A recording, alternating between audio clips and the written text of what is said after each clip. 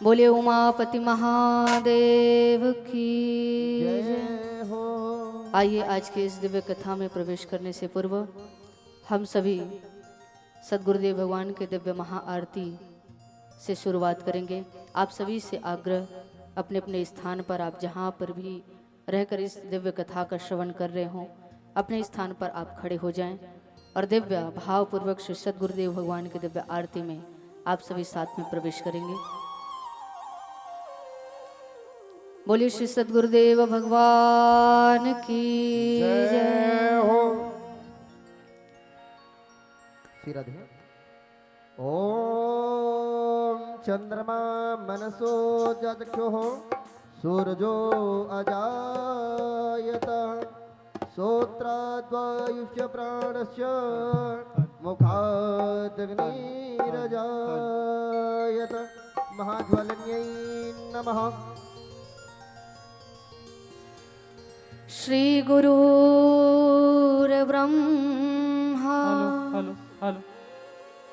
गुरुर्विष्णु गुरुर्देवो महेश्वर गुरुर्साक्षात् परं ब्रह्म तस्मै श्री गुरुवे नमः। करता करे न कर सके पर गुरु किए सब हो। सात द्वीप नव खंड में मेरे गुरु से बड़ा न को। मेरे गुरु से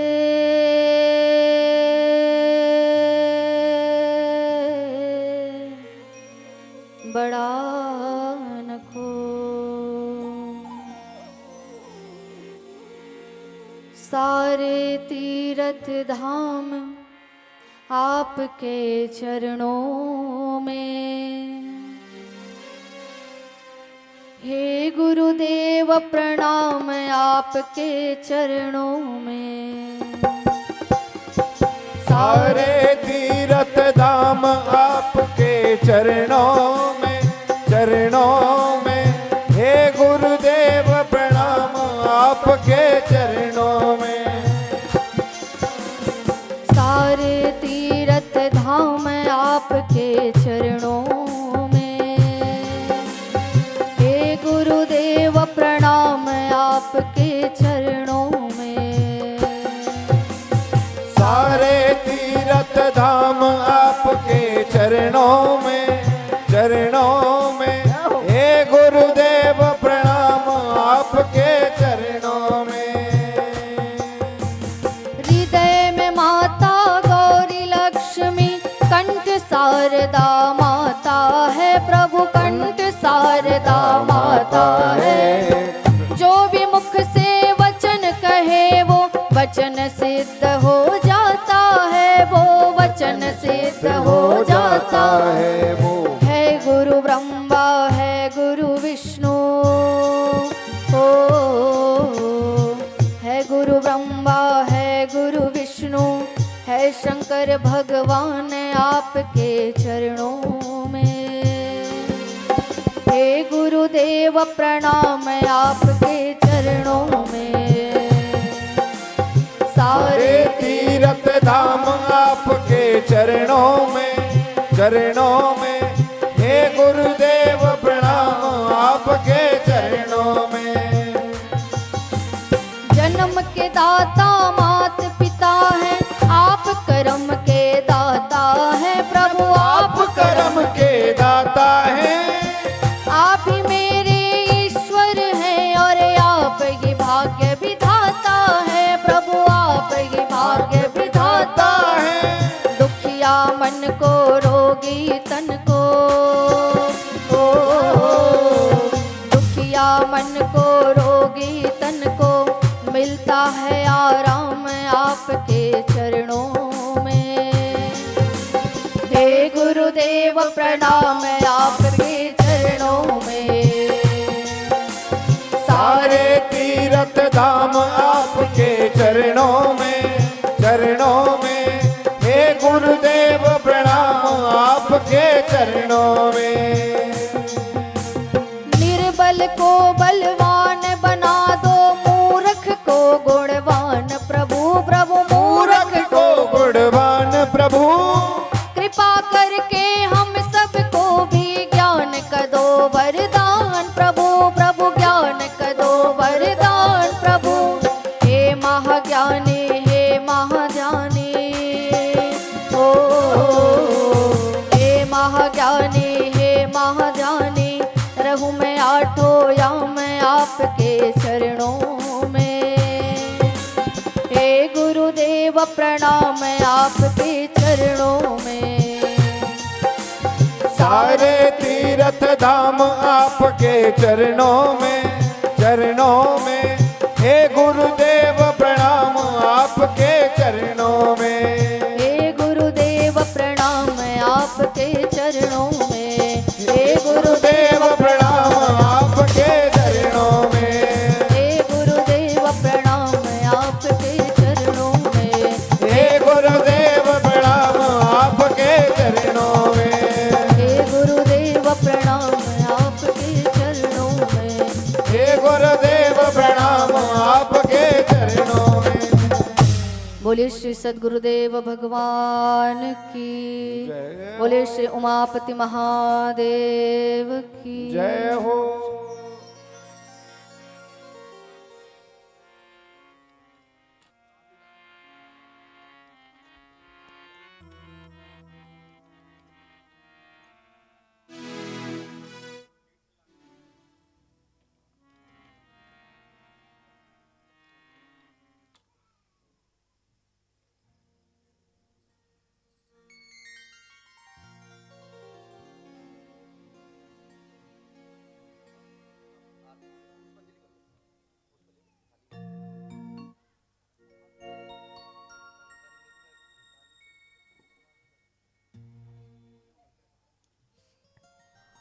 ओम जलेन शीतलीकरणं पुष्पविन्दनम् आरोग्यं देहो शान्तिरन्त्र शान्ति पृथ्वी शान्तिरापः शान्तिरोषधयः शान्ति वनस्पति शान्तिरुष्य देवः शान्ति ब्रह्म शान्ति सर्व शान्ति शान्तिरेव शान्ति साम शान्तिरेधि जतो यतः समीहसे ततो न व्यङ्कुरुषण्णः गुरु प्रजाभ्यो भिन्न प्रसु शान्तिर्भवतु। हस्ति पुष्प कृत्वा हरिः ओम जगनेन जगन्मयन्त देवास्थानधर्मपथमान्य सन्नः तेहनाकं महिमानः सजन्त्यत्र पूर्वे साध्याः सन्ति देवाः। हरिः ओम एकदन्ताय विद्महे वक्रतुण्डाय धीमहि तन्नो दन्तिः प्रचोदयात्। हरिः ओम महाग्रजै च विद्महे रुद्रपत्नी च धीमहि तन्नो मां गौरी प्रचोदयात्।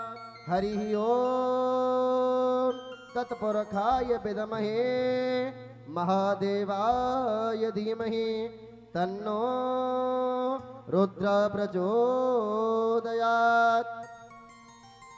नाना सुगंध पुष्पाणि यथा कालोद्भवानि च पुष्पाञ्जलिर्मया दत्त ग्रहण परमेश्वरः।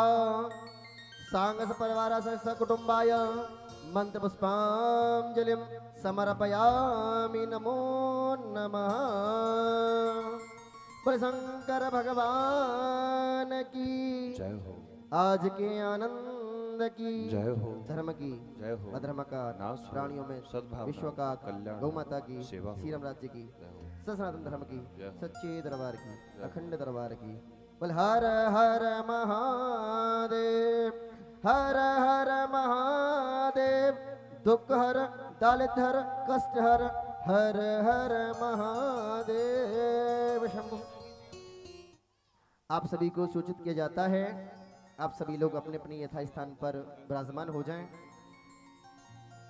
और परम पूज्य महाराज श्री मुखारविंद से कथा श्रवण करें और अपने जीवन को धन्य बनाएं। और एक बार पुनः मैं सभी से अनुग्रह करूंगा, सभी ग्रामवासियों को सूचित किया जाता है, सभी ग्रामवासी सूचित किया जाता है कि आरती हो चुकी है। परम पूज्य महाराज श्री जी आसन पर आसीन हो चुके हैं। आप सभी भक्तजन कथा पंडाल में आकर के कथा श्रवण करें और अपने जीवन को धन्य बनाएं। जय श्री राधे, जय श्री कृष्ण।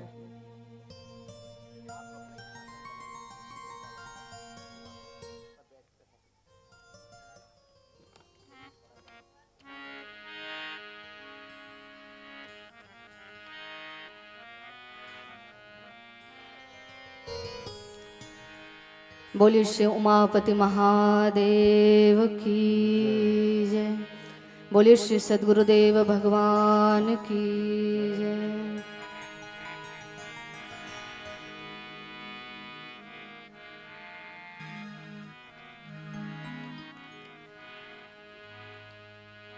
श्री कर्पूर गौरम करुणावतारम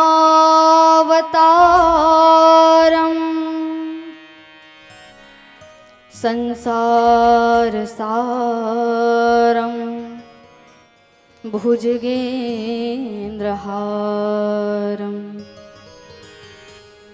सदा वसन्तं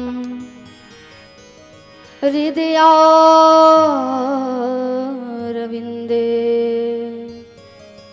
भवं भवानी सहितं नमामि। ॐ जयन्ति मंगला काली भद्रकाली कपालिनी दुर्गा क्षमा शिवा धात्री स्वाहा स्वधा नमोस्तुते। जय तं देवी चामुंडे जय भूतार्तिहारिणी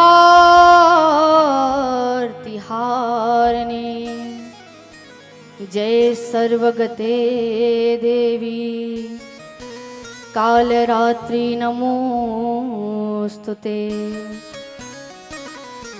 श्री वक्रतुंड महाकाय सूर्यकोटि समप्रभा निर्विघ्नं कुरु मे देव सर्वकार्येषु सर्वदा। बोले उमापति महादेव की जय हो। आइए आज दिव्य बाबा भोलेनाथ के इस दिव्य पावन चरित्र में प्रवेश करने से पूर्व हम भोलेनाथ की दिव्य नाम की संकीर्तन करेंगे। कहते हैं जहाँ जहाँ बाबा भोलेनाथ का नाम का संकीर्तन होता है, नाम का यश का गान होता है, वहाँ पर बाबा भोलेनाथ माँ पार्वती अपने दोनों पुत्र गणेश जी कार्तिकेय जी के साथ अपने गणों सहित विराजमान हो जाते हैं। ऐसे अघड़दानी बाबा भोलेनाथ के दिव्य नाम का हम सभी मिलकर संकीर्तन करेंगे। बोले उमापति महादेव की जय हो।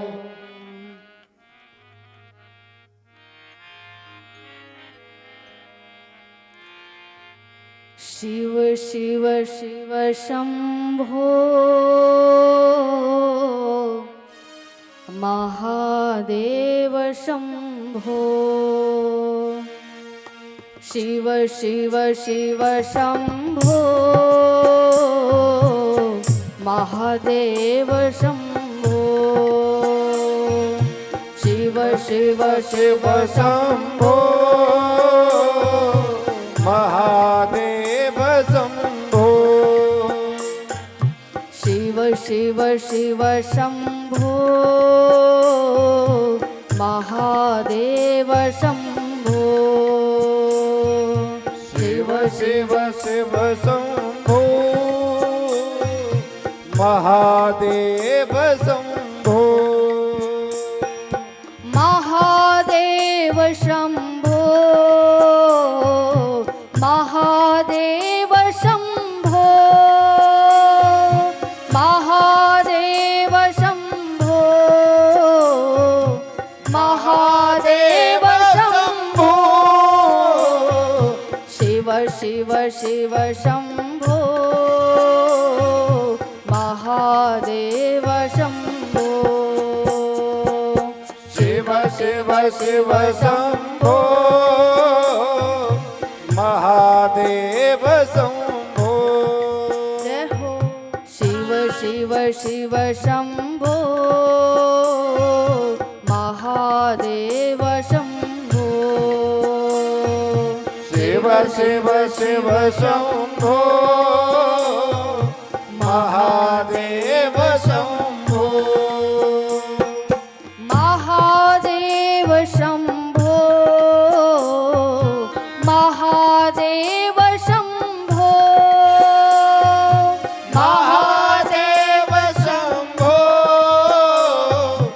महादेव शंभो शिव शिव शिव शंभो महादेव शंभो शिव शिव शिव शंभो महादेव शंभो शिव शिव शिव शंभो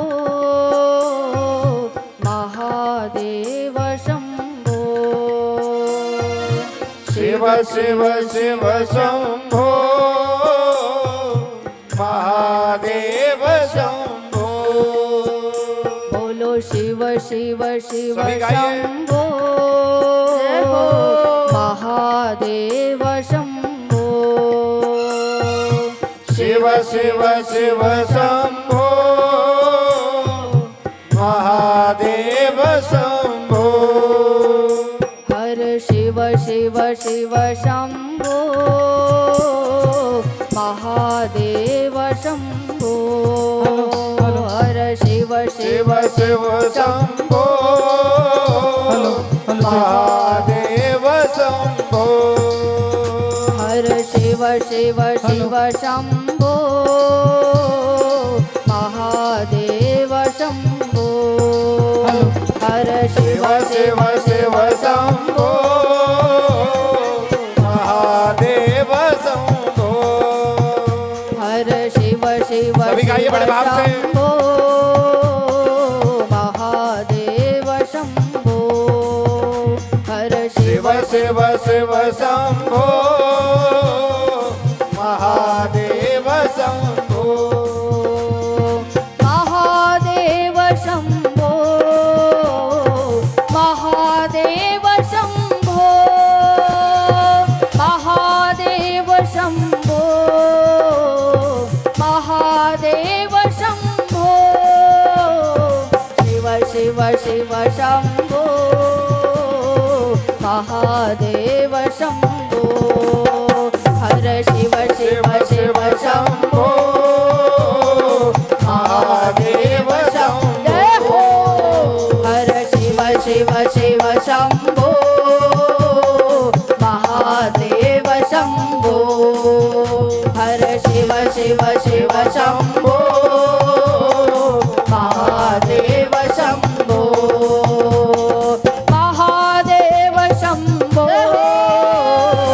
महादेव शंभो महादेव शंभो महादेव शंभो शिव शिव शिव शंभो महादेव शंभो शिव शिव शिव शंभो महादेव शंभो शिव शिव शिव शंभो महादेव शंभो शिव शिव शिव शंभो महादेव शंभो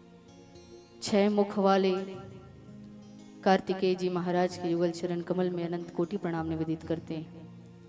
मेरे प्यारे परम पूज्य श्री सदगुरुदेव भगवान के युगल चरण कमल में अनंत कोटि प्रणाम निवेदित करते हैं।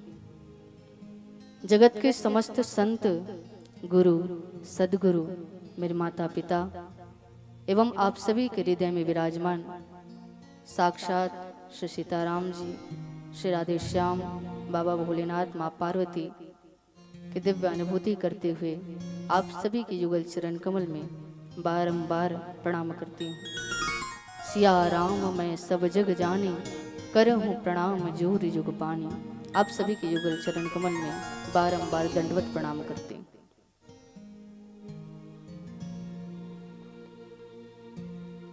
बोले उमापति महादेव की जय।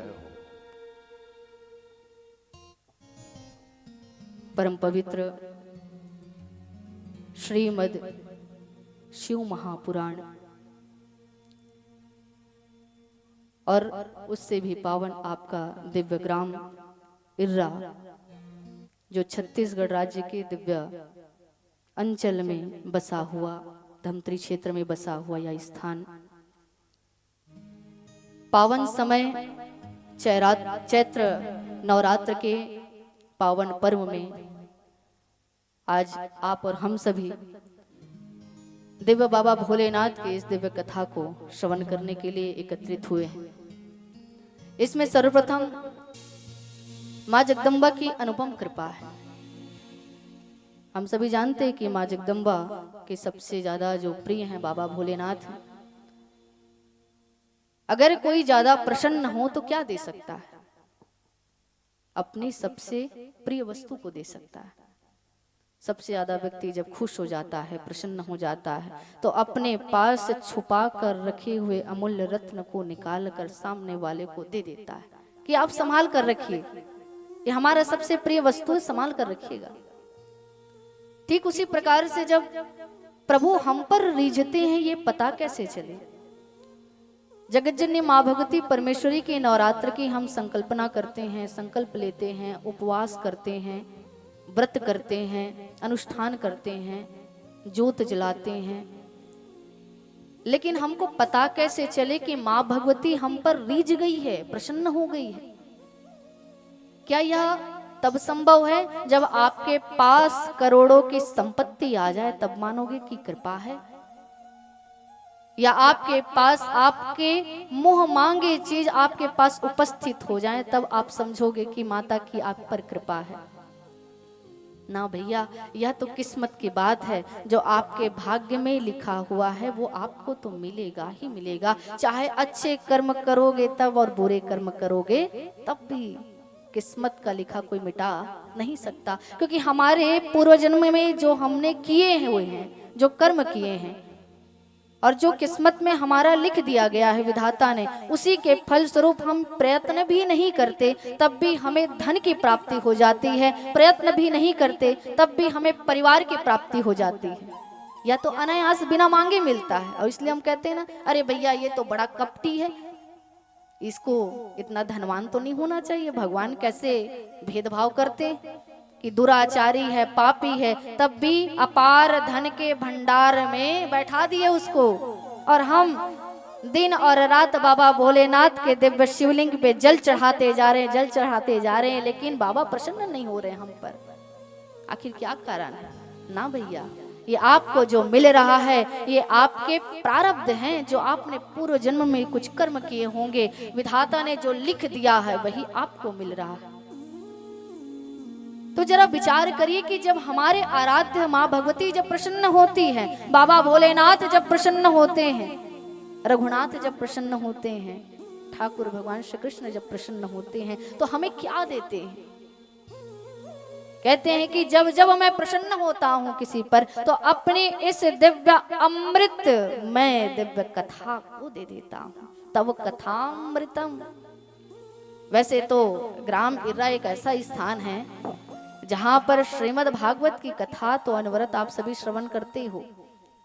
लगातार पता नहीं 4 वर्षों से 5 वर्षों से लगातार, पता नहीं पिछले कई वर्षों से यहाँ पर श्रीमद् भागवत की कथा तो निरंतर चलते आ रही, लेकिन लगता है बाबा भोलेनाथ की अनुपम कृपा हुई है, माँ जगदम्बा की अनुपम कृपा अब हुई है कि उन्होंने प्रसन्न होकर आपको अपना कीमती जो वस्तु जिसको स्वयं छिपा कर रखते हैं उसको आपको दे रहे हैं।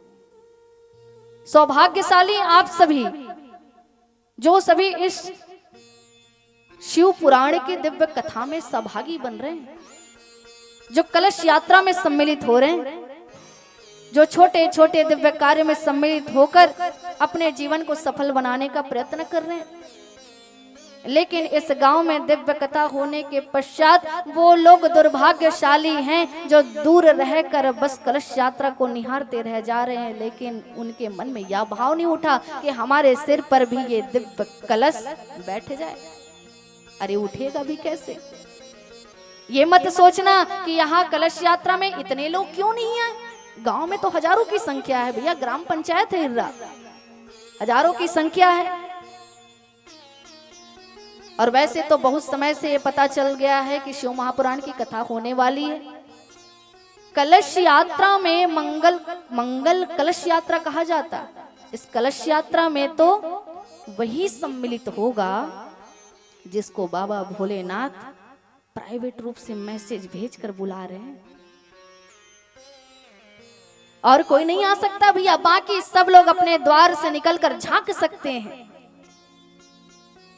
लेकिन ये अनुपम कृपा है आप पर और हम पर, जो प्रभु ने हमारा चुनाव किया। पता नहीं हम कौन से स्थान पर बैठे रहते, पता नहीं क्या काम करते रहते, पता नहीं किन कार्यों में लिप्त रहते, लेकिन बाबा भोलेनाथ माँ जगदम्बा ने हम पर इतनी अनुपम कृपा की कि उन्होंने अपने इस दिव्य कथा में हमारे इस सिर पर अपने दिव्य मंगल कलश को रख दिया। तो भैया आप सभी के लिए ताली तो बनती, अपने लिए ताली तो जरूर बजाइए कि आपको बाबा भोलेनाथ ने स्वयं चयन किया है। और अब कथा श्रवण कर रहे हो तो आवाज तो दूर दूर तक पहुंच रही होगी, लेकिन कोई बात नहीं, मन की कलमशता इस दिव्य कथा के माध्यम से ही तो हटती है। अगर कथा आपके हृदय तक पहुंच गई, आपके कानों तक पहुंच गई, आपके मन तक पहुंच गई और मन में विचार आया, ओहो मैं तो चूक गई, मैं क्यों नहीं जा पाई, तो अभी आप में संभावना है। अगर व्यक्ति गलती करने के बाद ग्लानि से भर जाता है कि प्रभु मुझसे क्या अपराध हो गया, मेरे अपराध को ना क्षमा करो, मुझे सौभाग्य कब मिलेगा? प्रभु कहते हैं उसी समय ही उसको कृपा मिल गई है। उसी के माध्यम से उसके मन में विचार आया, उसके मन में ग्लानि आया, और वो ग्लानि के कारण ही वो व्यक्ति आकर इस दिव्य कथा का श्रवण कर लेगा तो उसका जीवन तो आनंद से भर जाएगा।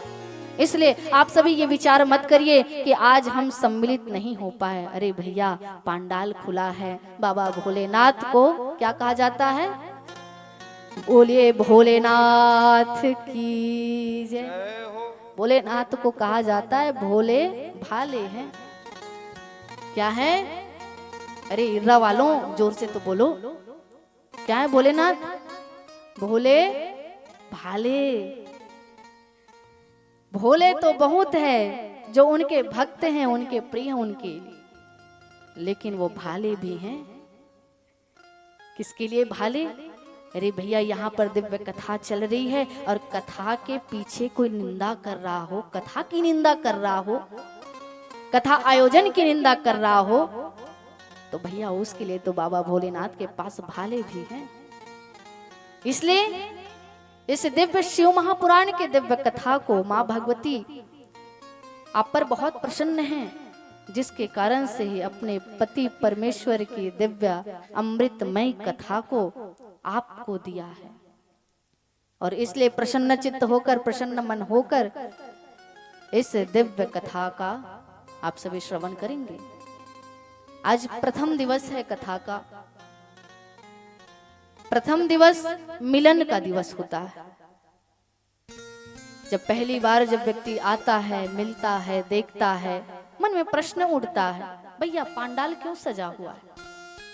ये आयोजन क्यों हो रहा है, कलश यात्रा क्यों निकली है, ये पुस्तक को सर पर उठाकर वो व्यक्ति क्यों जा रहा था, यहाँ पर बड़े बड़े फ्लैक्स बैनर क्यों लगाए गए हैं, क्या कारण है। और प्रथम दिवस ही जान पहचान का दिवस है कि हम जानकारी ले लें कि शिव महापुराण है क्या, इसको क्यों सुनना चाहिए, क्या कारण है और क्या फल मिलता है। क्योंकि बिना फल का व्यक्ति एक कदम आगे नहीं बढ़ाएगा। जब लोगों को बता दो ना कि भैया कथा में जाने मात्र से सारे संकट टल जाते हैं, तुरंत जाकर अपनी इमरजेंसी काम को छोड़कर जाकर बैठेगा, हाँ कि नहीं। देखो इर्रा वालों, आप सभी इतना कथा सुनते हो, माटी के बैला जैसे मत बैठे रहना, सिर को कम से कम ऐसे और ऐसे तो करते रहना। हाँ, बाबा भोलेनाथ के पास भी बैल है, लेकिन भैया वो तो मुंडी हिलाता है, लेकिन आप कैसे बैल हैं, बैल भी बनिए तो बाबा भोलेनाथ जिस पर विराजमान हो जाए वैसे बैल बनिए। और माटी के बैल को देखे हो आप सभी, तीज का उपवास रहते हो आप सभी, हाँ कि नहीं, बनाते हो ना, बैल बनाते हो माटी का, वो सिर हिलाता है, नहीं हिलाता है। तो वैसे जड़ की तरह मत बैठना। ये बाबा भोलेनाथ की कथा है, जब कथा में बैठो तो आनंद से बैठो, जब कथा में बैठो तो मस्ती से बैठो, यहाँ चिंता मुक्त होकर बैठना।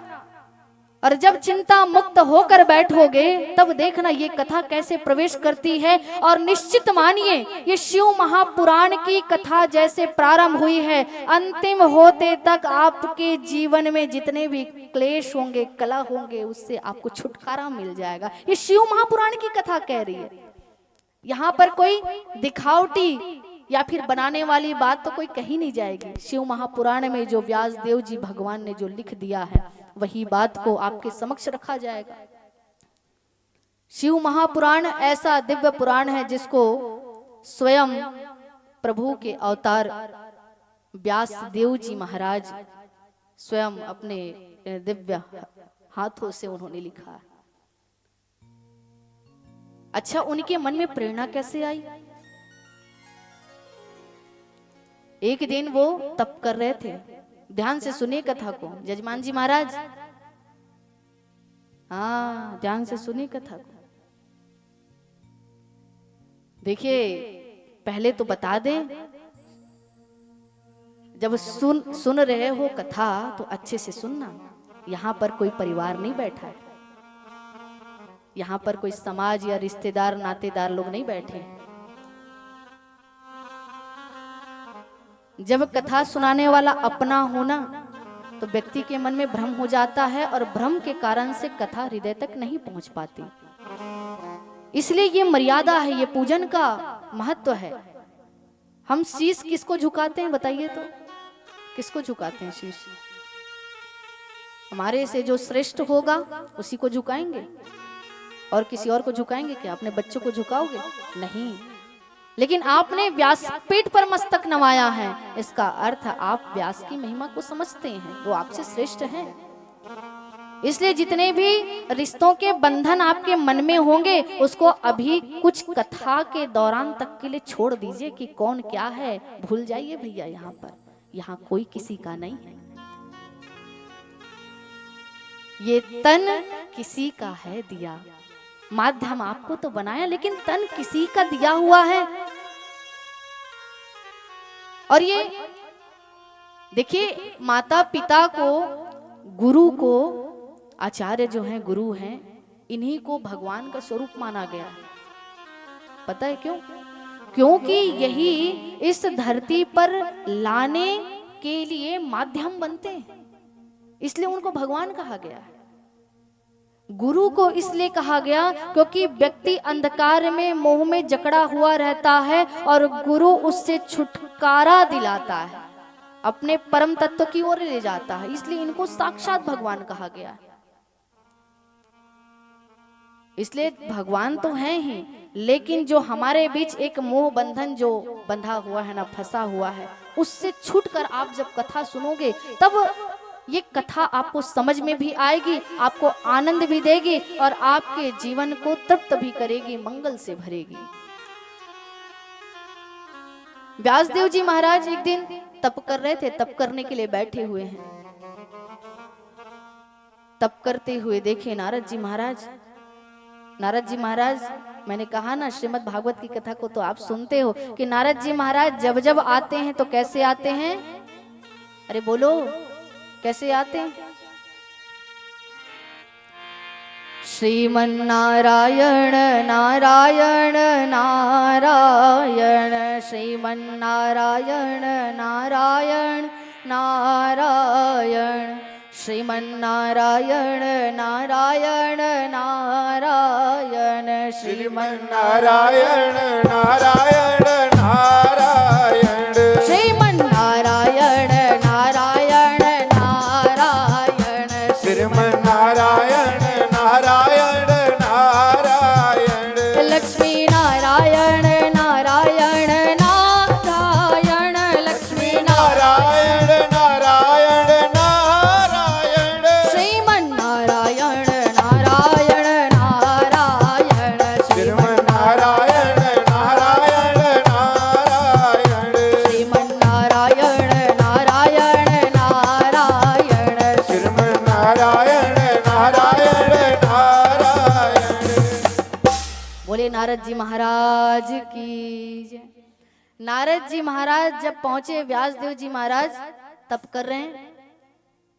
तप करके जैसे ही थोड़ा समय वो विश्राम के लिए पाए, नारद जी महाराज पूछने लगे, व्यासदेव जी महाराज आप तो स्वयं साक्षात भगवान हैं, आप तप क्यों कर रहे हो? आप तो स्वयं इतने सारे पुराण के रचयिता हो, पुराणों को लिखते हो आप, फिर क्या कारण पड़ गया कि आप तप करने के लिए बैठ गए? व्यासदेव जी महाराज कहने लगे, पुराण को तो हम लिखते जाते हैं, लिखते जाते हैं, लेकिन जैसे ही हम तप करते हैं वैसे ही हमारे भीतर प्रभु की अद्भुत प्रेरणा होती है और उन्हीं प्रेरणा के माध्यम से लोक मंगल के लिए वैसी दिव्य कथाओं को हम लिखते हैं। बोले बात तो सही है, तो अभी प्रभु ने क्या प्रेरणा दी? बोले प्रेरणा तो यह हुई है कि प्रभु के उस परम तत्व के दिव्य स्वरूप का वर्णन करना है। बोले कौन सा स्वरूप? बोले शिव तत्व। शिव को जानते हो आप सभी? शिव जानते हो कौन? यही जटा वाले है ना? इनका नाम का भी कुछ अर्थ होगा। शिव के नाम का अर्थ है कल्याण। क्या है? कल्याण। किसी व्यक्ति का नाम मत सुन लेना, कल्याण नाम के व्यक्ति होंगे तो भैया जिनका नाम ही कल्याण है उसका तो कल्याण है ही, लेकिन बाबा भोलेनाथ के दिव्य पवित्र नाम का ही अर्थ कल्याण है। तो जरा विचार करिए, जिनका नाम ही कल्याण है उनकी कथा क्या कल्याण नहीं करेगी? उनकी कथा क्या आपको मुक्त नहीं करेगी? क्या आनंद प्रदान नहीं करेगी? व्यासदेव जी महाराज कहते हैं, ऐसे परम तत्व शिव की चर्चा हम सभी करेंगे, जिसकी दिव्य कथा का श्रवण करके बड़े बड़े ऋषि ज्ञानी अपने दिव्य ज्ञान को प्राप्त कर लेते हैं, आत्म तत्व की बोध हो जाती। नारद जी महाराज और व्यासदेव जी महाराज के बीच बहुत अद्भुत चर्चा हुई है। नारद जी महाराज एक ऐसे भक्त हैं जो समय समय पर आकर प्रेरणा देते हैं भगवत कार्य के लिए, बढ़ाने के लिए। तो वैसे तो नारद जी महाराज ज्यादा बदनाम हो गए संसार में, है ना? कोई चुगली करे तो नारद नारद नारद,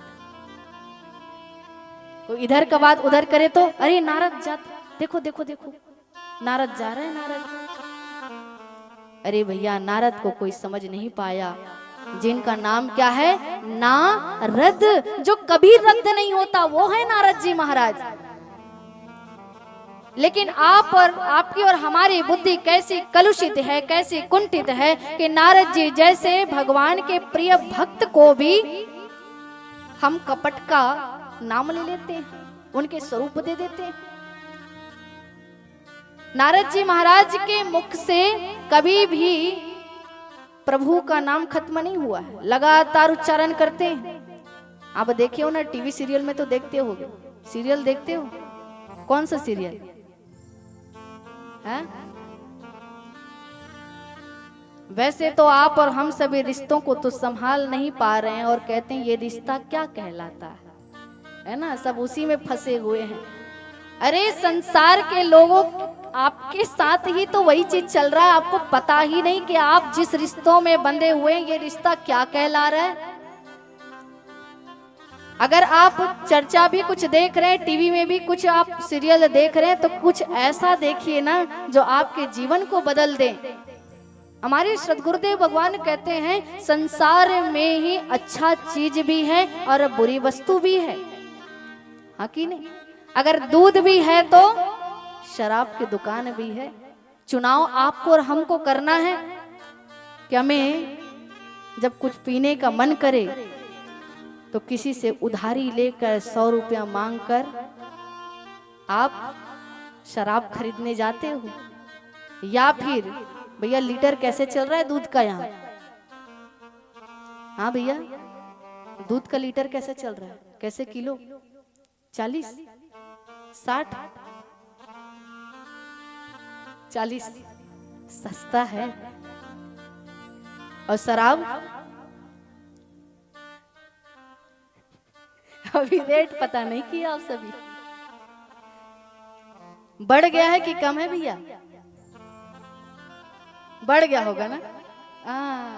लेकिन हमारी कलुषित बुद्धि कहाँ जाती है? जब हमारे पास कुछ रुपए आ जाते हैं तो हम शराब की दुकानों की तरफ दौड़ने लग जाते हैं। अरे आपके पास 40 रुपए किलो में 1 किलो दूध आ जाएगा और वो पाव भर। लेकिन देखो हम सभी कैसे मूर्ख लोग हैं, जब हम चाहते हैं कम रुपये में ज्यादा सामान आ जाए। हम वैसे लोग हैं ना, सब्जी को जब खरीदने जाते हैं तो भैया 10 रुपया में 1 किलो भाजी आ जाए, हम ऐसा खरीदने वाले। लेकिन वहां पर आपकी बुद्धि कैसी खत्म हो जाती है, मंद हो जाती है। जहां पर आप ज्यादा रुपये में कम वस्तु आप लेकर आते हो, वो भी आपका नाश करने वाला।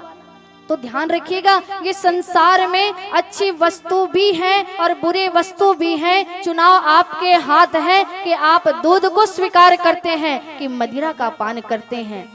वैसे तो सब कहते हैं कि मोबाइल जीवन को बर्बाद कर दिया है। अरे भैया, मोबाइल तो हमारे पास भी है, हमारा जीवन तो आबाद हो गया।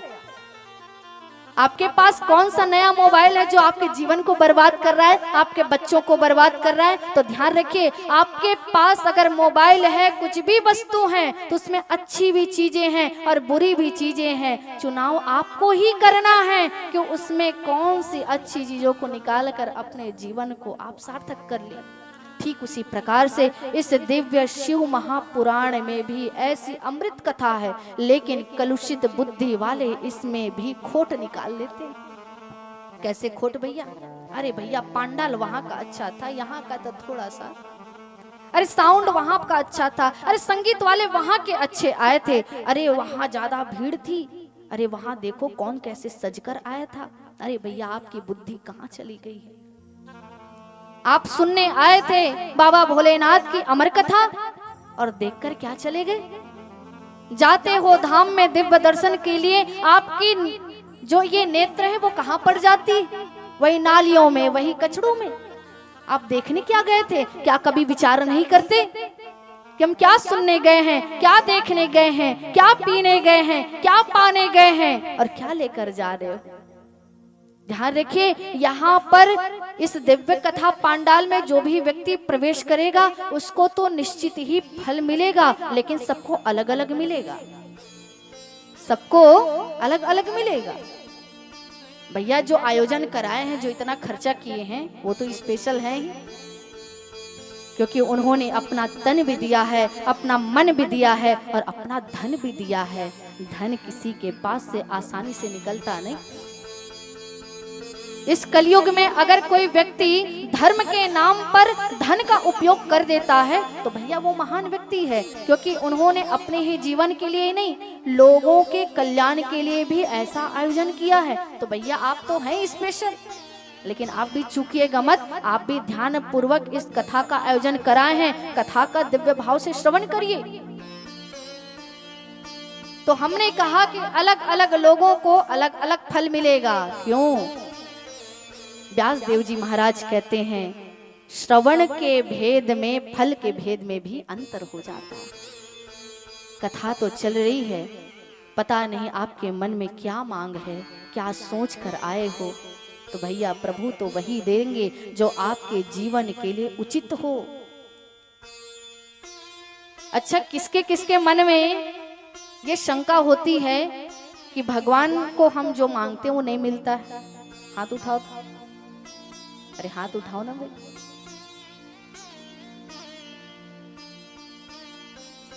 किसी को नहीं लगता है? सब झूठे हो। हाँ, अरे कभी कभी हमको भी लगता है कि भगवान को हम जो मांगे वो नहीं मिला। देखो यहाँ झूठ कपट को छोड़ दीजिए।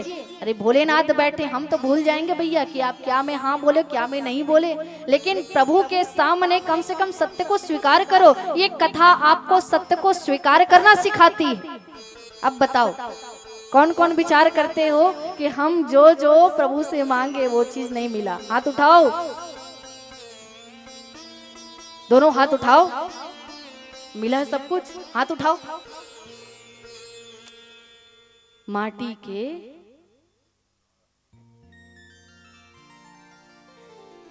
बोले उमापति महादेव की जय। हाँ, ढीठ बन के जड़ बन के मत बैठो यहाँ पर। जो बोलते जा रहे हैं वो करते जाओ, क्योंकि महाराज जी भी जानते हैं हमारे महाराज जी। अब बताओ, महाराज जी बोले कि पुष्पम समर्पयामि, आप चावल चढ़ाओगे तो भड़केंगे ही महाराज जी, हाँ कि नहीं? क्योंकि देवता अपने आंचल को फैला कर रखे कि यजमान हमको पुष्प दे रहा है। तो अगर बात को नहीं मानोगे तो भैया सब चीज कट जाएगा। इसलिए एक एक बात का अनुसरण करते हुए यहाँ पर तो सत्य को स्वीकार करना पड़ेगा। हमको और आपको लगता तो है कि हम और आप जो मांगते हैं वो हमको नहीं मिलता, लेकिन हम सभी मूर्ख और भूले हुए लोग हैं। अच्छा ये बताओ, किसी बच्चे को सर्दी लगी हुई है ना, और वो आइसक्रीम खाने का जिद कर रहा है, आप बताओ दोगे उसको आइसक्रीम? आइसक्रीम दोगे कि झापड़ दोगे? हाँ, झापड़ दोगे ना? हम दंडित करेंगे, उसको आइसक्रीम नहीं देंगे। क्यों नहीं दोगे भैया? वो तो आपका बच्चा है, आपके ही कोख से जन्म लिया बालक है। आप उसको दंडित क्यों कर रहे हैं? उसकी मुंह मांगी इच्छा को पूर्ति क्यों नहीं कर रहे हैं? क्योंकि आपको पता है कि यह आपके बालक के लिए उचित नहीं है। आपको पता है कि कौन सा वस्तु आपके बालक को ऊर्जा दे सकती, वही चीज आप अपने बच्चों को देते हैं। तो जरा विचार करिए, हमारे और आपके पिता कौन हैं? माता पिता बैठे हैं दोनों। हाँ, बोले उमापति महादेव की जय। तो जब बाबा भोलेनाथ हमको देना चाहेंगे तो क्या ऐसी चीज को देंगे क्या जिससे हमारा और आपका नुकसान हो? देंगे ऐसा? नहीं, कभी नहीं देंगे। वो वही चीज हमको देंगे जिसमें आपको और हमारा भला है। इसलिए जितना प्राप्त है उतना पर्याप्त है, नहीं तो सर्वत्र दुख व्याप्त है। हर जगह दुख है, नहीं तो ये मांग कभी खत्म होने वाला नहीं है। मांगो तो ऐसा चीज मांगो जैसा बाबा भोलेनाथ रघुनाथ से मांगते हैं। क्या मांगते हैं? बार बार वर मांगहु हर्षि देहु श्री रंग, पद सरोजयन पायनी, भक्ति सदा सत संग। क्या मांग लिया? बार बार वर मांगहु हर्षि देहु श्री रंग, पद सरोजयन पायनी, भक्ति सदा सत्संग। बोलो बार बार वर मांगहु हर्षि देहु श्रीरंग पद सरोजयन पायनी भगति सदा सतसंग। देखिए ये सिर्फ हम नहीं गाएंगे, आप सभी को भी साथ साथ में गाना पड़ेगा। तो सीखोगे कब? भोलेनाथ के सामने जब मांगना हो तो ये धन संपदा इसको मत मांग लेना। ये ऐसे तुच्छ चीजें हैं जो आज हैं कल दिखाई नहीं देगी। मांगिए वो चीज जो मांगने से ही मिलेगी, ऐसी नहीं मिलेगी भैया। वो कौन सा चीज है? बार बार वर मांगहु हर्षि देहु श्रीरंग पद सरोजयन पायनी भगति सदा सतसंग। बोलो बार बार वर मांगहु हर्षि देहु श्रीरंग पद सरोजयन पायनी भगति सदा सतसंग। बोले उमापति महादेव की जय हो। बोले उमापति महादेव की जय हो। जजमान जी महाराज आप एक्सरसाइज करते रहिए। हाँ आपके लिए ज्यादा आवश्यक है, क्योंकि ये कथा एक दिन की नहीं है भैया, ये तो अभी 7 दिन चलेगा। और आपने तो बड़ा सुंदर जग भी रचा है जो 9 दिन का कार्यक्रम है। तो इसमें तो बहुत दौड़ा भागी करना है, सब जगह थकाइए लेकिन कथा में मत। हाँ कथा के लिए ऊर्जा से भरे रहिए, क्योंकि यही कथा ही आपको मंगल प्रदान करने वाली, आनंद प्रदान करने वाली। बाकी जो कर्मकांड है उससे आपका जीवन तो सुधरेगा ही, क्योंकि हाथ से किया गया कर्म का फल का भुगतान करना पड़ता है, चाहे वो फल अच्छा हो या बुरा हो। अच्छी अच्छी चीजें जब दिखाई देती है तो मेरा है मेरा है मेरा है, और बुरी चीजें मिले तब अरे नहीं भैया ये तो भगवान से मांगे नहीं थे, कौन सा बेटा मिल गया भगवान, कौन सी बेटी आ गई हमारे घर पे, कौन सी सास मिल गई, कौन सी बहू मिल गई। ये आपके और हमारे प्रश्न हैं जो हम प्रभु से बारंबार प्रतिदिन करते हैं और हर व्यक्ति करता है। इसमें से कोई एक व्यक्ति मत सोच लेना कि उसको बोल रहे हैं, इसको बोल रहे हैं, अरे तुमको बोल रहे हैं। यहाँ हर एक व्यक्ति बैठे हुए हैं ना, आप और हम सभी एक बराबर हैं। अगर आप और हम सभी पापी ना होते तो भैया यहाँ कैसे होते? आकी नहीं, हम और आप सभी एक बराबर हैं, पापी ही हैं। कितने बुरे कर्म किए हैं, इसी कारण से आज हम सभी इस मनुष्य योनि में भटक रहे हैं। लेकिन वो प्राणी जिसको कथा मिल जाती है उसके जीवन में संभावना बढ़ जाती है कि उसके जीवन का उद्धार हो सके। इसलिए ध्यान पूर्वक इस दिव्य कथा का श्रवण करिएगा। ध्यान से ध्यान से ध्यान से, ये बार बार क्यों कहा? क्योंकि एक समय की बात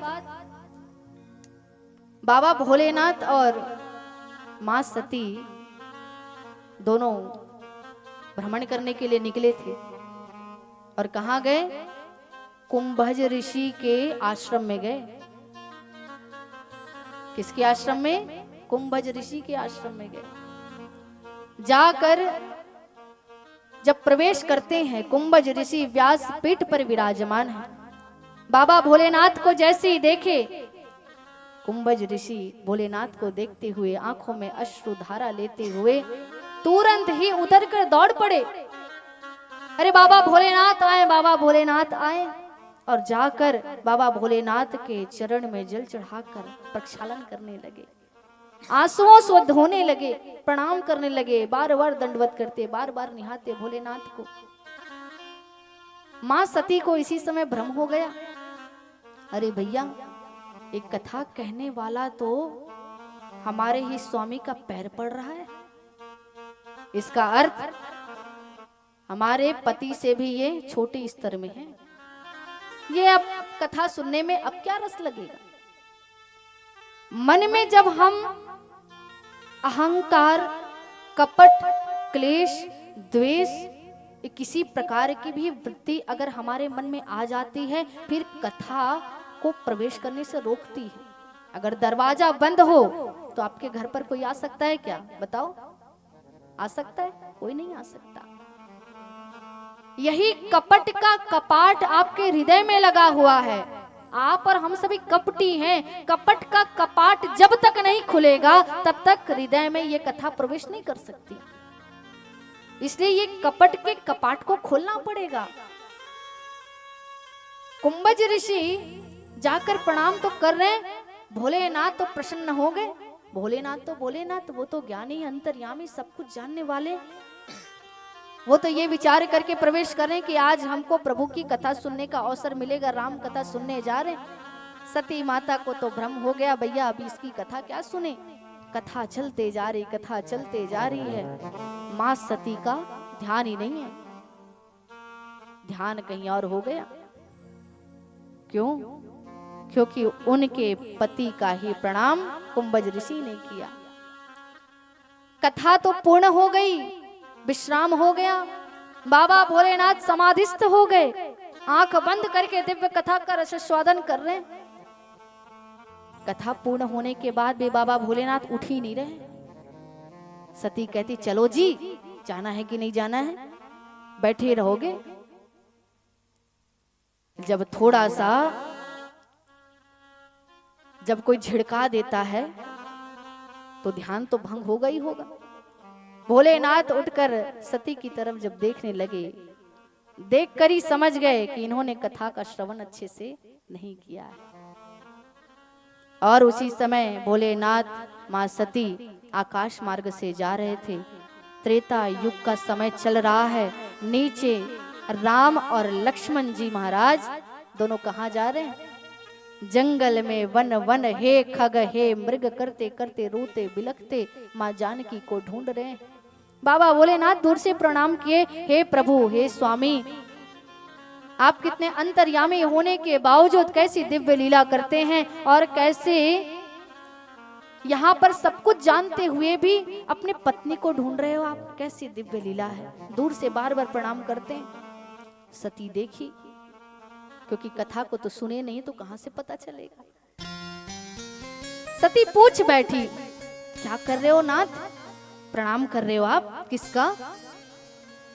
बोले अरे अरे, जिनकी कथा का श्रवण करके आए हैं यही वही तो हैं, परमात्मा हैं जो लीला के माध्यम से यहाँ और वहां विचरण कर रहे हैं। सती के मन में भ्रम हो गया, अगर ये परमात्मा होते, अगर ये भगवान होते तो क्या इनको नहीं पता कि इनकी पत्नी कहाँ खो गई है?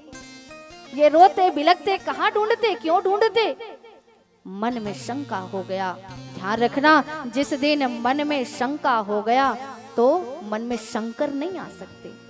मन में या शंका रहेगा या शंकर रहेंगे। शंका को हटा दोगे तो शंकर प्रवेश कर जाएंगे, और अगर शंका बैठ गई तो शंकर प्रवेश नहीं कर सकते। सती के जिस दिन मन में शंका हो गई, अरे उसी दिन से बाबा भोलेनाथ उनके हृदय से निकल गए। अरे और क्या कथा का श्रवण करेंगे आप सभी कि उनके जीवन से भी निकल गए, उनको अपने देह का भी त्याग करना पड़ा। इसलिए ये बाबा भोलेनाथ की जो दिव्य कथा है, ये एक ऐसी कथा है जिसका श्रवण जितने मन लगाकर आप श्रवण करोगे उतने प्रकार के इस दिव्य फल को आपको ये प्रदान करता जाएगा। इसलिए ध्यान से सुनना, कहीं भटक मत जाना। कोई इधर चलकर आ रहा होगा, कोई उधर चलकर आ रहा होगा, किसी का फोन आ रहा होगा, कोई बुला रहा होगा, ना भैया कह देना कि अभी मैं कथा में हूं, थोड़ा देर रुक जाना। साइलेंट कर लो, स्विच ऑफ कर लो और कथा को चुपचाप सुन लो।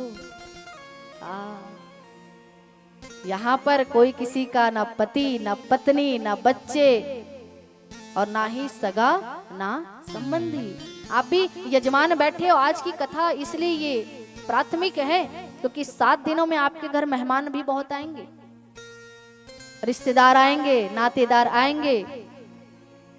कोई कुछ और देकर चला जाएगा, कुछ और देकर चला जाएगा, लेकिन भैया ध्यान रहे, आपका ध्यान न भटके। रिश्तेदार को क्या कहा जाता है? ये अपने हैं। क्या है? अपने हैं। लेकिन अपने तो वही होते हैं ना जो आपको समझ सके। अगर आपके भाव को कोई नहीं समझ पा रहा है तो भूल में मत रहना, वो आपका अपना नहीं हो सकता, सगा नहीं हो सकता। आपके धर्म कार्य में जो सहयोगी नहीं बन सकता वो आपका अपना नहीं हो सकता। आपके जीवन के दुख के समय, सुख के समय सहयोगी नहीं हो सकता, वो आपका अपना नहीं हो सकता। ये नाम के ही रिश्ते हैं और इसको नाम से ही चलने दीजिएगा, ज्यादा इसमें प्रवेश करने की आवश्यकता नहीं है। इसलिए बहुत से रिश्तेदार आएंगे, नातेदार आएंगे, लेकिन इसमें भूल मत जाना, आप दिव्य कथा में ही अपना मन लगा कर रखना। अगर आपके अपने होंगे तो वो ना भला समझेंगे ना बुरा मानेंगे, वो तो दिव्य कथा को सुनकर आपको बार बार प्रणाम करके जाएंगे। वो आपके अपने हैं, क्योंकि उसको भी तो पता है कि आप आयोजन करे तो कथा में व्यस्त हैं, तो आप उनको समय नहीं दे पाए। लेकिन अगर ऐसे लोग कोई रूठ गए कि भैया हमको समय नहीं दिया, हमारे पास नहीं बैठे, हमसे चर्चा नहीं किए, हमको कुछ दिए नहीं, तो उसी दिन से समझ लेना कि भैया ये खतरनाक लोग हैं, ये कोई आपका अपना नहीं हो सकता।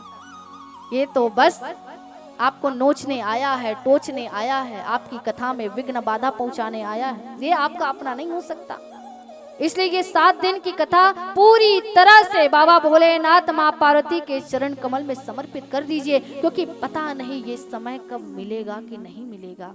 आप और हम सभी जानते हैं कि ये दिव्य कथा चलते तो रहती है, जीवन चलता रहता है, श्वास चलता रहता है, तब तक समझ नहीं आता है। लेकिन जब कोई एक अर्थी सामने जाते रहती है, उसी समय हमें सब बातों का ध्यान हो आता है कि हमें भी एक दिन जाना है। ये कथा आपको इसी बात से अवगत करा रही है कि आपका कोई भी श्वास अंतिम श्वास हो सकता है। इसलिए इस अंतिम श्वास के ही कारण ही सही दिव्य कथा का श्रवण कर लीजिए और ध्यान से सुनिए। और इस व्यासदेव जी महाराज कौन है? गुरु हैं। कौन है? गुरु हैं। इनके वचन को संभाल कर रखिए। कैसे रखेंगे? हाँ, आपका पति के साथ गठबंधन हुआ ना, तो कैसे हुआ भैया? कस के बांध दिए ना, हाँ गठबंधन हो गया। संभाल कर, जब मैया पैसे को जब रखती है अपने पास तो क्या करती है?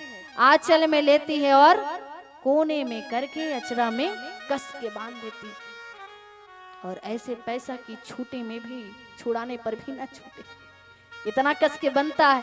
ठीक उसी प्रकार से ये गुरु के वचन को भी बांध कर रखिएगा। कहां पर बांध कर रखिएगा? हृदय में संभाल कर रखिएगा। गुरु वचनों को रखना संभाल के, एक एक वचन में गहरा राज है। जिसने जानी है महिमा गुरु की, उसका डूबा कभी ना जहाज है। गुरु वचनों को रखना संभाल के, एक एक वचन में गहरा राज है। जिसने जानी है महिमा गुरु की, उसका डूबा कभी ना जहाज है। गुरु वचनों को रखना संभाल के। कैसे रखना है? संभाल कर रखना है भैया। एक एक वचन महत्वपूर्ण है। पता नहीं कौन से शब्द से, कौन से बात से आपका जीवन पूरी तरह से बदल जाए। यह तो जरूरी नहीं कि पूरी कथा से आपका जीवन बदलेगा कि नहीं बदलेगा, लेकिन अगर बदलना होगा तो एकमात्र एक शब्द ही पर्याप्त है। गुरु वचनों को रखना संभाल के, एक एक वचन में गहरा राज है। जिसने जानी है महिमा गुरु की, उसका डूबा कभी ना जहाज है। बोले श्री सद्गुरुदेव भगवान की जय हो।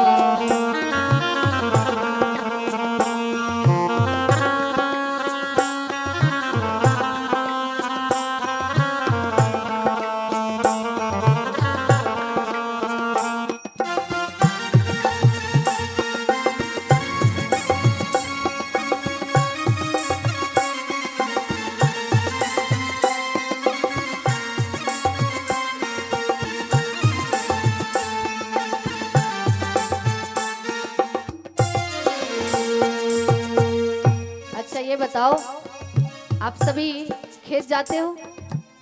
जाते हो? खेत जाते हो? कौन कौन जाते हो? सब लोग गए हो? हाँ जाते हो। अब खेत जाने वाले को अलग भाषा मत समझ लेना भैया कि लोटा पकड़ के जाते हैं, वो वाला नहीं बोल रहे हैं। खेत देखने जाते हो कि नहीं जाते हो? हाँ।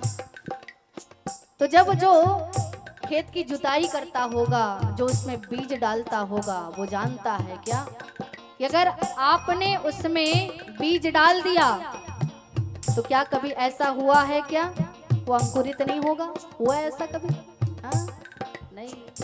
अगर आपने उसमें खेत में अन्न डाला है, बीज डाला है, तो बीज पड़े और अंकुर न फूटे ऐसा कभी नहीं हो सकता।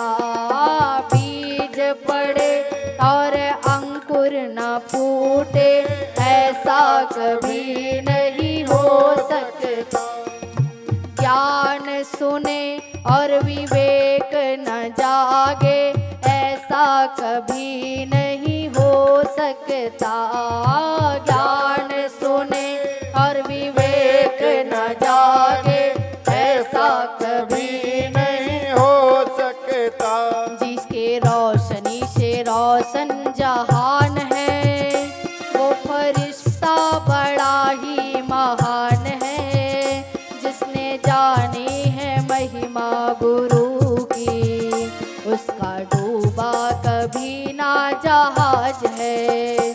गुरु वचनों को रखना संभाल के, एक एक वचन में गहरा राज है। जिसने जानी है महिमा गुरु की उसका डूबा कभी ना जहाज है। जय हो बोले उमापति महादेव की जय हो।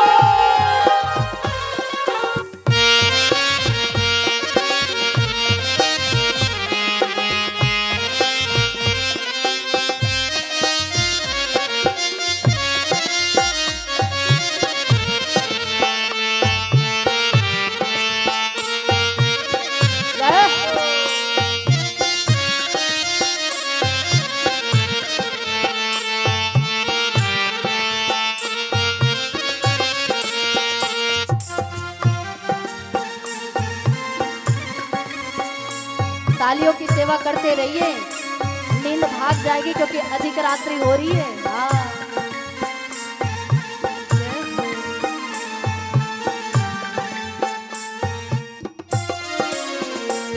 ध्यान रखिए, गुरु की आवश्यकता जीवन में क्यों है। जब जीवन में ठोकर लगता है, कष्ट पहुंचता है, तब क्या होता है? ठोकर लगे सतगुरु न संभाले ऐसा कभी नहीं हो सकता। ठोकर लगे सतगुरु न संभाले ऐसा कभी नहीं हो सकता। ठोकर लगे सतगुरु न संभाले ऐसा कभी नहीं हो सकता। ठोकर लगे सतगुरु न संभाले ऐसा कभी नहीं हो सकता। जब हम पुकारे और वो ना आए ऐसा कभी नहीं हो सकता। जब हम पुकारे और वो न आए ऐसा कभी नहीं हो सकता। जब हम पुकारे और वो ना आए ऐसा कभी नहीं हो सकता। जब हम पुकारे और वो न आए ऐसा कभी नहीं हो सकता। जिसके रोशनी से रोशन जहान है वो फरिश्ता बड़ा ही महान है। जिसने जानी है महिमा गुरु की उसका डूबा कभी ना जहाज है। गुरु वचनों को रखना संभाल के, एक एक वचन में गहरा राज है।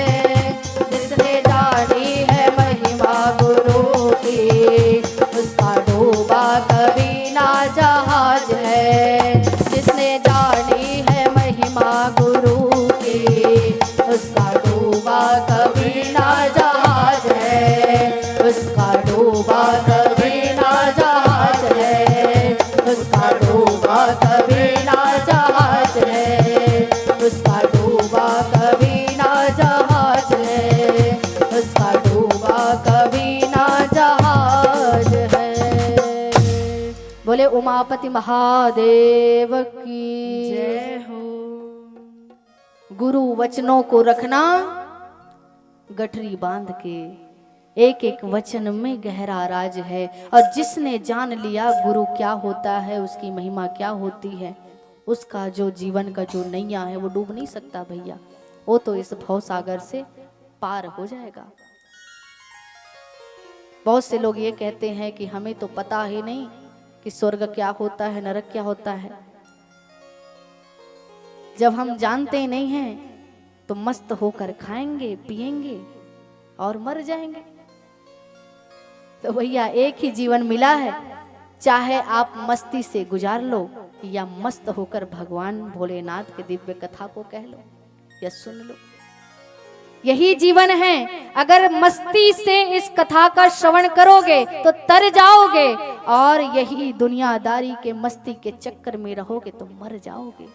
तो आप विचार करिए कि आपको तरना है या मरना है, क्योंकि ये जीवन और दोबारा मौका नहीं देगा कि भैया इसमें मस्ती कर ले, शराब पी ले, मदिरा पान कर ले, कुसंग कर ले, दुराचार कर ले, झूठ बोल ले, कपट बोल ले, और उसके बाद दोबारा मौका दे देंगे जिसमें भजन कर लेना। ना भैया, मनुष्य का जीवन इसलिए अनमोल कहा गया है।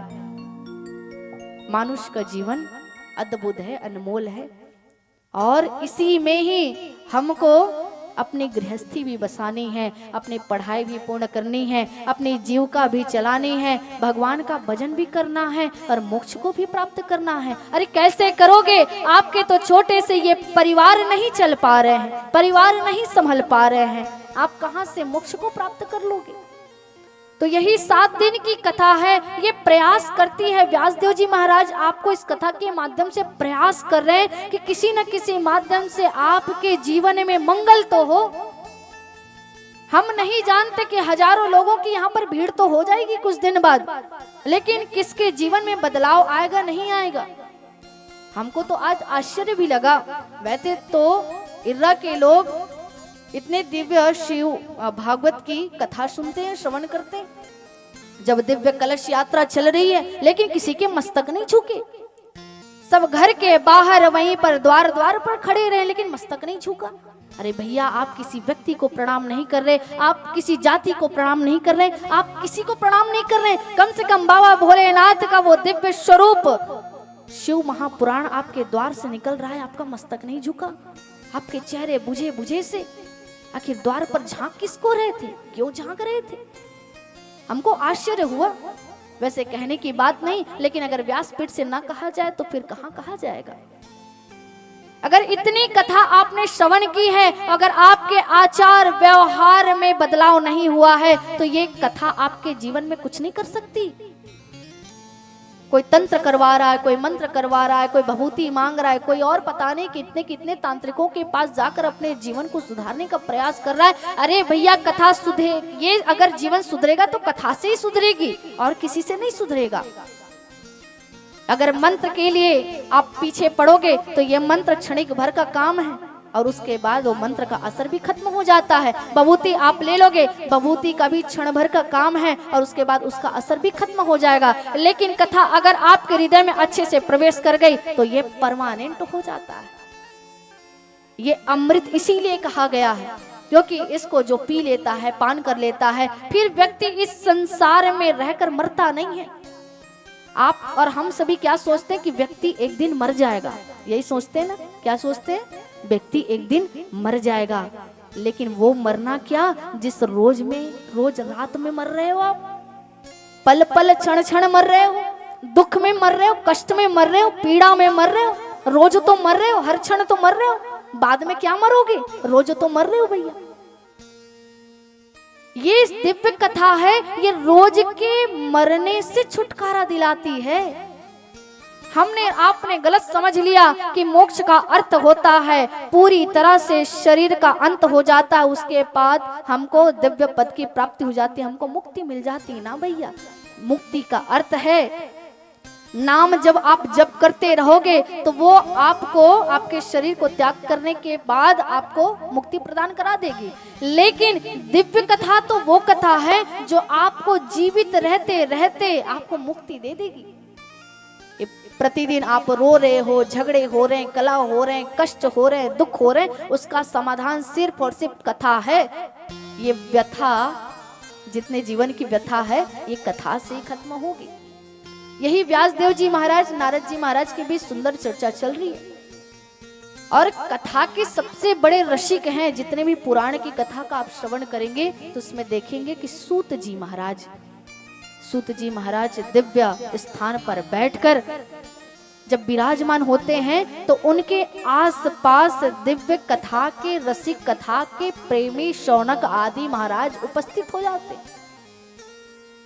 जैसा व्यक्ति होगा वैसे ही उसके आसपास के लोग होंगे, हाँ कि नहीं? आसपास के लोगों को देखकर समझ जाओ कि वो व्यक्ति कैसे होगा। सूत जी महाराज परम ज्ञानी हैं, भगवान के परम भक्त हैं, दिव्य कथा के वक्ता हैं, और इसलिए उनके पास लोगों की भीड़ लगी है। कौन से लोगों की? जो कथा के प्रेमी हैं। सूत जी महाराज विराजमान हैं। शौनक आदि ऋषिगण आकर बार बार हाथ जोड़कर प्रार्थना करते हैं, हे सूत जी महाराज, हे श्री सद्गुरुदेव भगवान, आप हमको दिव्य कथा का श्रवण करा करा के हमको तृप्त कर रहे हैं। हमारे इस कान के जो प्यास को आप बुझा रहे हैं, हमारे जीवन को आनंद से भर रहे हैं। इसलिए आज आपसे हाथ जोड़कर एक और प्रार्थना करते हैं, हमें वो दिव्य कथा का श्रवण कराइए जिस कथा को श्रवण करके व्यक्ति आत्मज्ञान को पा लेता है, अपने आप को जान लेता है, अपने इस मनुष्य जन्म होने के कारण को पहचान लेता है। इस दिव्य कथा को सुनाइए। बोले कौन सी कथा? बोले शिव तत्व की कथा का हम श्रवण करना चाहते हैं। सूत जी महाराज मुस्कुराकर आह्लाद से भरकर कहने लगे, धन्य है आप, अब महाभाग है जो आप दिव्य कथा को पूछ रहे हैं। यहाँ तो जब जब लोग व्यक्ति से एक दूसरे से मिलता है वो अपना दुखड़ा सुनाता है, और जिसको सुना रहे हैं वो सुनता तो है, लेकिन वो भी तैयारी कर रहा है तब तक कि मैं क्या वाला सुनाऊंगा, मेरे पास कौन सा दुख है। उसको आपके दुख में इंटरेस्ट नहीं है, वो इसलिए सुन रहा है ताकि आपके दुख को दूसरे के पास बता सके। अरे उसके घर में ऐसा हो रहा है। ये वो लोग हैं भैया। यहाँ हर व्यक्ति सोचता है कि हम किसी के पास बताकर अपने दुख को कम कर लें, लेकिन यहाँ पर कोई व्यक्ति ऐसा दिखता नहीं जिसको अपना दुख बता दें तो कम हो जाए। अरे भैया दुख को बता दोगे तो बढ़ जाता है ना। वैसे तो पहले की परंपरा थी कि दुख को कह दिया जाता था, खत्म हो जाता था। क्यों? क्योंकि सभी दुख को कहते थे गुरुदेव के पास। गुरुदेव भगवान किसी और के पास नहीं कहते थे दुख को बढ़ाते नहीं थे, दुख को खत्म करते थे। इसलिए कहा जाता था दुख बांटने से कम हो जाता है, इसलिए बांट लो भैया। लेकिन उल्टी गिनती कैसे भैया? सुख बांटने से बढ़ता है, दुख बांटने से कम होगा? नहीं, दुख बांटने से इस कलयुग में बढ़ता है, इसलिए दुख को मत बांटते फिरो। जो आप स्वयं चाहते हो, अगर धन चाहते हो तो धन को बांटो, प्रेम चाहते हो तो प्रेम बांटो, आनंद चाहते हो तो आनंद बांटो, अच्छा वाणी आप चाहते हो तो अच्छे वाणी को बांटो। आपने दिया नहीं, कैसे आप विचार करते कि आपको मिल जाएगा? नहीं मिलेगा, कभी नहीं मिलेगा। रोज जल चढ़ाओ, कुछ नहीं होने वाला आपका। रोज प्रणाम करो, कुछ नहीं होने वाला आपका। रोज भागवत महापुराण, शिव महापुराण की दिव्य आरती उतारो, कुछ नहीं होने वाला आपका। भगवान भोलेनाथ को मानते हैं, लेकिन बाबा भोलेनाथ क्या बताना चाह रहे हैं उसको नहीं मानोगे। यही एक गुरु थे, उसके 2 चेला थे। अब गुरुदेव महाराज की जब ऐसी कथा कहते हैं, बड़े भ्रमण करते हैं, जब विश्राम के लिए जाते तो आराम करने के लिए अपने बिस्तर पर लेटे। 2 चेला आ गए दौड़ते दौड़ते, हम सेवा करेंगे, हम सेवा करेंगे। हमको सबसे अच्छा बोले गुरुजी। एक पैर को पकड़े एक चेला और दूसरे पैर को दूसरा चेला। अब दोनों दबाए जा रहे हैं, दबाए जा रहे हैं। गुरुदेव महाराज मस्त हैं, मेरे शिष्य कितने हैं। प्रभु कितनी कृपा है आपकी, जो ऐसे चेला दे दिए, जो सुंदर पांव दबाते जा रहे हैं, दबाते जा रहे हैं। इतना आनंद है। देखो भाई, ये जो शिष्य भी बड़े भाग्य से मिलता है, गुरु का भी किस्मत होता है, ऐसे नहीं मिलेगा ना। गुरु की करने के हिसाब से ही शिष्य मिलेगा। अब वो शिष्य जब पैर दबाते जा रहे हैं, दबाते जा रहे हैं, इधर गुरुदेव महाराज प्रसन्न होकर बढ़िया आनंद में नेत्र मूंद करके आनंद ले रहे हैं। अब इधर जब सोचे, शांत हो गया माहौल। गुरुदेव तो पहले चर्चा कर रहे थे, फिर चुप हो गए। अब जब गुरुदेव भगवान चुप हो गए तो आसपास बैठे दोनों चेला, दोनों आपस में बात करना शुरू किए। अब फुसफुसा रहे हैं, और जी सब बढ़िया? बोले सब बढ़िया। वो नया कपड़ा लेकर आया था एक। बोले कौन से रंग का लाया है? बोले भगवा। बोले अरे हमारे पास तो है ही नहीं। बोलते तेरा किस्मत फूटा। अब बात करते करते करते करते पहले तो अच्छा अच्छा बात निकलता है, फिर वही झगड़ा हो जाता है।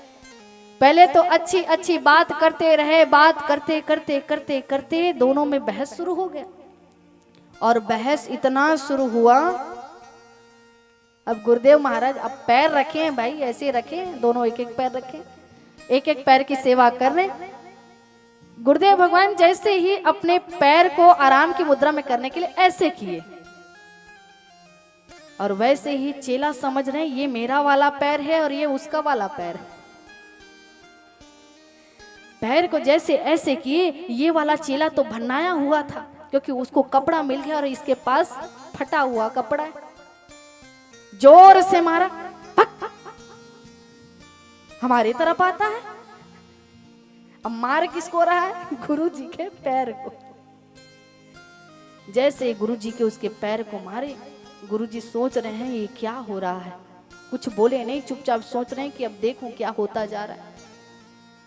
जिस पैर को दूसरा चेला दबा रहा था, वो गुस्से से आकर उस पैर को मारा। अब एक दूसरे को नहीं मार रहे ना, गुरु जी को पैर को मार रहे हैं। दूसरा चेला बोलने लगा, हमारे गुरु जी के पैर को मारते हो, अब तो हम तुमको अच्छे से बताते हैं। दूसरे पैर के अंगूठे को जोर से मोड़ दिए। गुरु जी बोल रहे, हे भगवान। अब ये गुस्साया, ये आकर पूरा पांव को मोड़ दिया। बोले हे भगवान। अब वो हे भगवान बोलते जा रहे, बोलते जा रहे, लेकिन कोई सुन नहीं रहा कि इसको कष्ट हो रहा है। ऐसे चेला अब करते जा रहे, करते जा रहे। बात तो इतना तक पहुंच गया कि मारते जा रहे, कभी ये पैर, कभी वो पैर, कभी ये पैर। अब एक तो गुरु जी का जो छड़ी रखा हुआ था उसको उठा लिया। हमारे गुरु जी के पैर मार भी ये ले। अब देख छड़ी जैसे मारे दूसरे पैर को, भैया गुरु जी का तो हालत खराब, आवाज नहीं निकल रहा है मुंह से। इधर पकड़ के आए, हसिया को पकड़ के आए। हसिया जानते हो ना?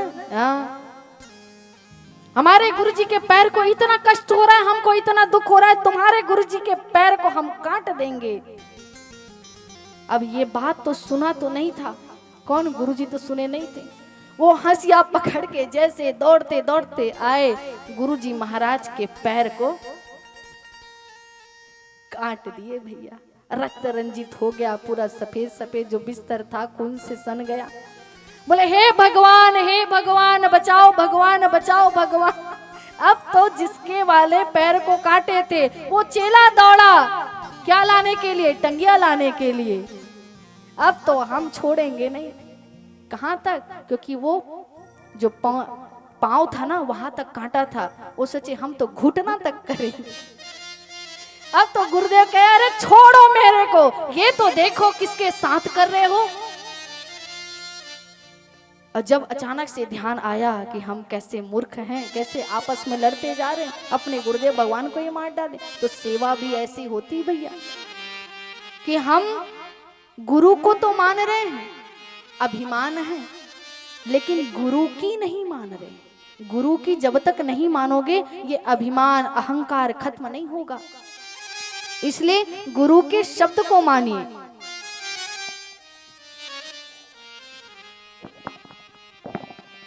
इसलिए गुरु के दिव्य शब्द को मानिए। जब सूत जी महाराज जब बैठे हुए हैं, सुंदर शौनक आदि जितने ऋषिगण हैं सब पूछने लगे कि दिव्य कथा को बतलाइए। तब सूत जी महाराज कहते हैं कि आओ मैं तुमको वो दिव्य कथा सुनाता हूँ जिस कथा को सुनकर सब आनंद से भर जाते हैं। तब कहते हैं कि ये शिव महापुराण की एक ऐसी कथा है जिसको सुनने के बाद फिर कुछ और सुनना बाकी नहीं रह जाता। हमारे गुरुदेव भगवान कहते हैं एक ग्रंथ, एक पंथ और एक संत। वक्ता बहुत सारी कथाओं को कहेंगे, कभी रामचरितमानस सुनाएंगे, कभी भागवत सुनाएंगे, कभी देवी भागवत, कभी शिव महापुराण, अनेक ग्रंथ हैं, अनेक कथाओं को सुनाएंगे, लेकिन आपका मन भ्रमित न होने पाए। ये सभी एक हैं।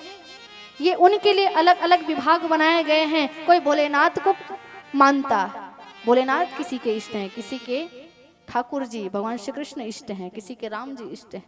उसी प्रकार से दिव्य कथा का श्रवण करना चाहिए। ये कथा में भेद मत करना कि हम शिव वाले हैं तो हम कृष्ण वाले तो हम राम वाले हैं।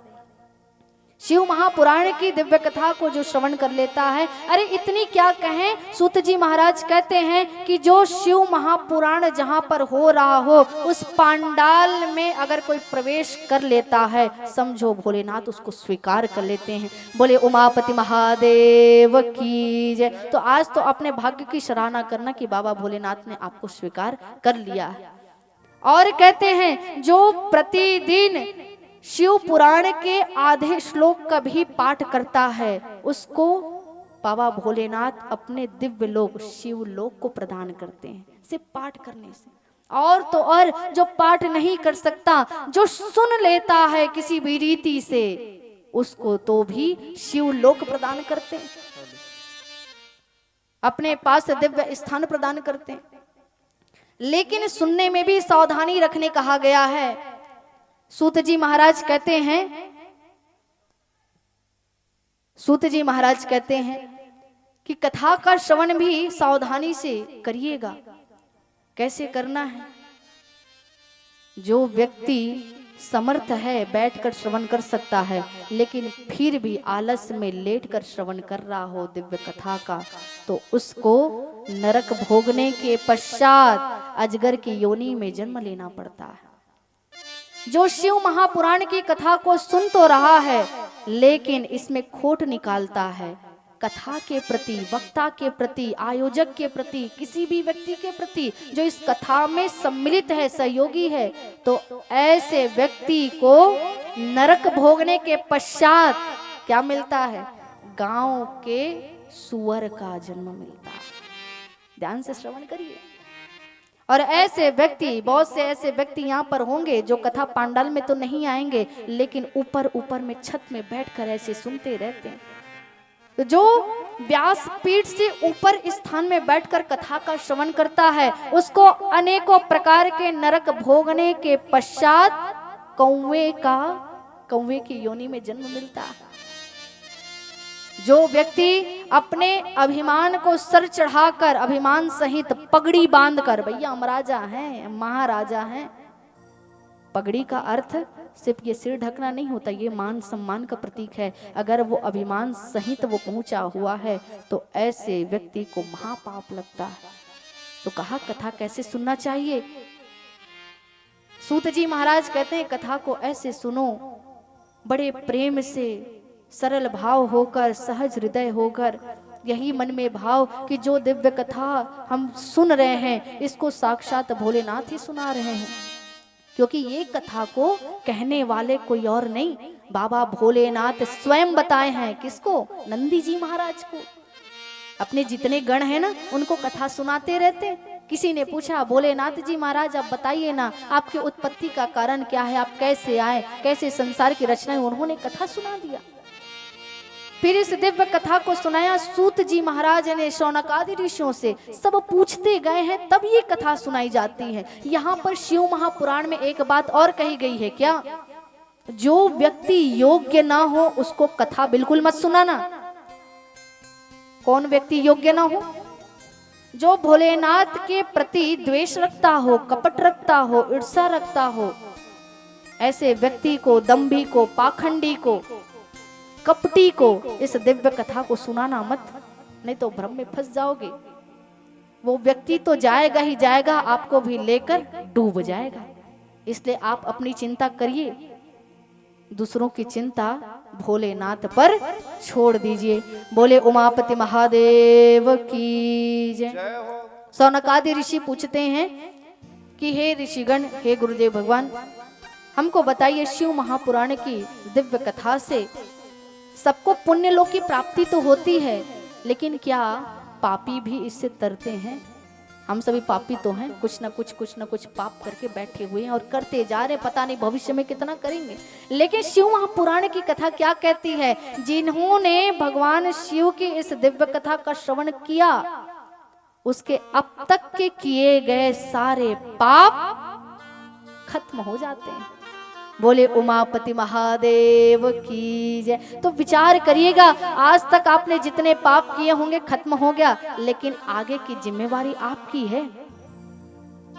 आगे की जिम्मेदारी आपकी है। सोच समझकर एक एक कदम उठाइएगा। कथा श्रवण करने के पश्चात सूत जी महाराज कहते हैं, अब सुनो, किरात नगर में एक ब्राह्मण रहता था। ब्राह्मण का नाम है देवराज। इंद्र मत समझिए, देवराज उनका नाम है। लेकिन जाति से ब्राह्मण, कर्म से वही लूटपाट करना, झूठ बोलना, मद्यपान करना, भोग विलास करना, कुसंग में जाना, वेश्यागमन करना, पराई स्त्रियों का संग करना, वैसे करते करते उसका जीवन बीता जा रहा था। देवराज की सुंदर पत्नी भी थी, माता पिता, सुंदर परिवार है, लेकिन वो ब्राह्मण होने के पश्चात भी अपने कर्म से विमुख होता, अपने कर्मों को नहीं करता था। न यज्ञ करता, न हवन करता, न जप करता, न पाठ करता, न कथा सुनता, न कथा करता, न प्रभु का नाम स्मरण करता। कहते हैं कि जो जिस योनि में जन्म लिया है, अगर उसको छोड़ देता है तो भैया प्रभु उसको अस्वीकार कर देते हैं, प्रभु उसको दंडित करते हैं। देवराज का भी ऐसा ही हालत था।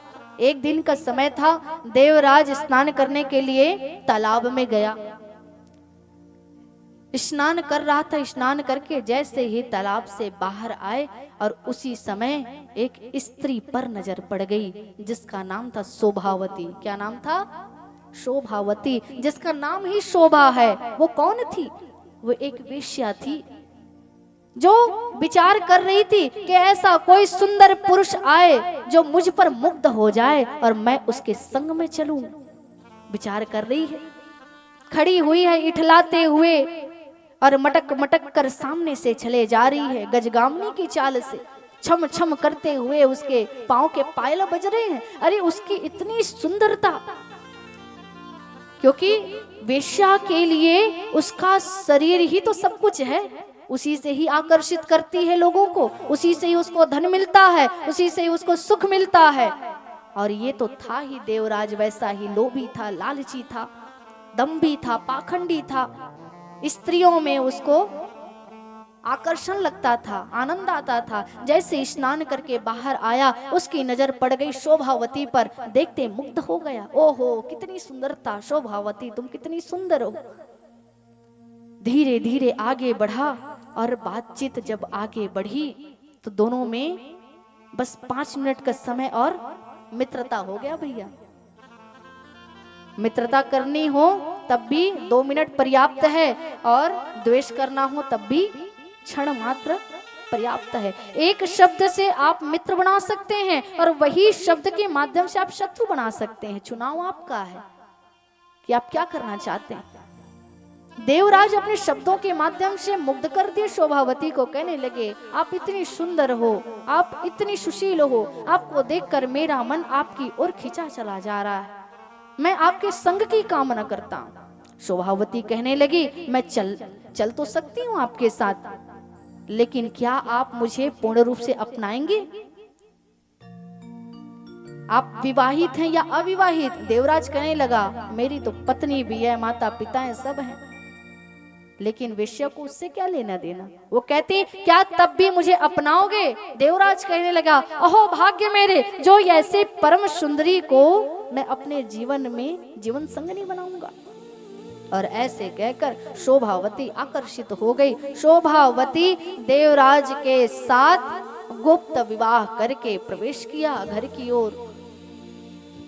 घर में जैसे ही प्रवेश किए हैं, आज पत्नी देखकर आश्चर्यचकित हो गई है। ओहो, ये किसके साथ मेरे पति हाथों में हाथ डाल के चले आ रहे हैं? ये है कौन? आज तक तो ऐसा इनका आव भाव स्वभाव नहीं देखा, लेकिन ये कौन है? और जैसे ही देखी रो पड़ी देवराज की पत्नी, क्योंकि एक जो स्त्री है वो सब कुछ देख सकती है।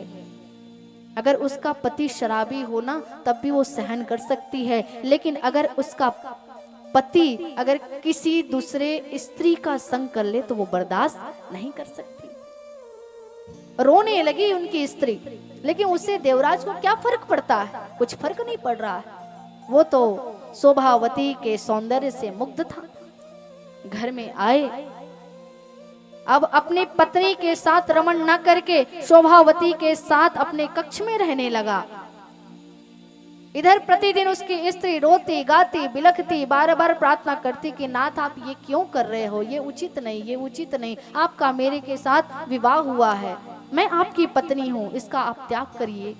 लेकिन देवराज क्या करता? मारता पीटता कूटता, चिड़चिड़ाहट होती थी। माता पिता भी समझाने लगे, अरे ऐसा मत कर, अरे ऐसा मत कर, एक स्त्री को तूने किसी के घर से लेकर आया है और तू उसके साथ पाप कर रहा है, ऐसा मत कर। देवराज बहुत परेशान हो गया, ये रोज का चिक चिक से मैं भी छुटकारा पाऊं। और गुस्से में आकर एक दिन माता पिता सोए हुए थे, उनकी जो पहली जो पत्नी थी वो भी सोई हुई थी। आज एक अस्त्र को लेकर माता पिता और अपनी पत्नी को जान समेत मार डाले।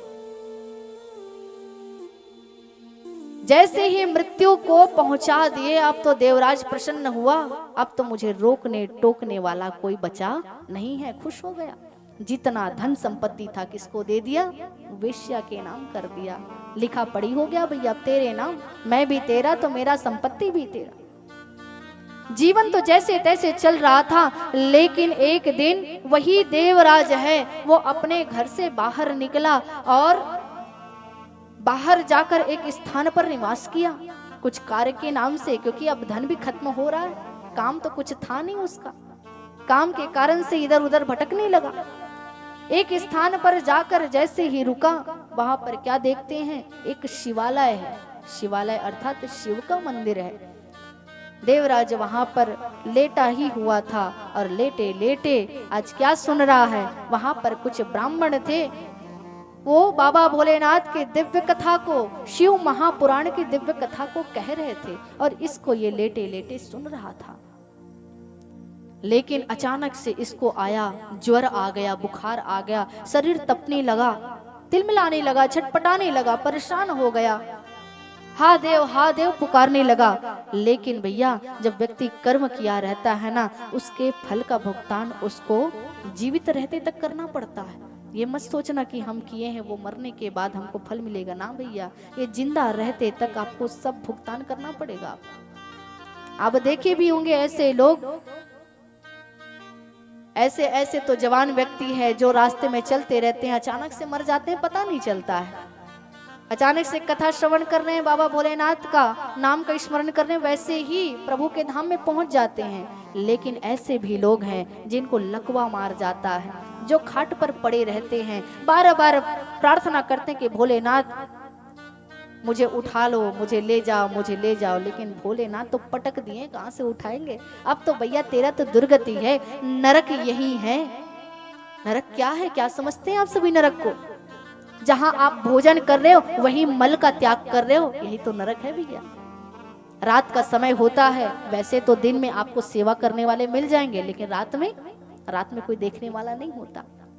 प्यास लग रही, प्यास से छटपटा रहे हैं, वहीं पर थूक रहे हैं, वहीं पर खांस रहे हैं, वहीं पर मल मूत्र का त्याग कर रहे हैं और वहीं पर पड़े हुए लेटे रहे। अरे भैया यही तो नरक है। जिस चीजों से आप कोसों दूर छी छी कर कर भागते थे, आज उसी में आप डूबे हुए, यही तो नरक है। देवराज हा देव पुकारने लगा, लेकिन बड़े कष्ट से उसका शरीर छूटा। शरीर छूटा है तो क्या कहते हैं, जैसा कर्म होगा उसी प्रकार से आपको लेने वाले पहुंच जाएंगे। कौन पहुंचे हैं बताइए तो? देवराज को ले जाने के लिए यम के दूत पहुंच गए हैं।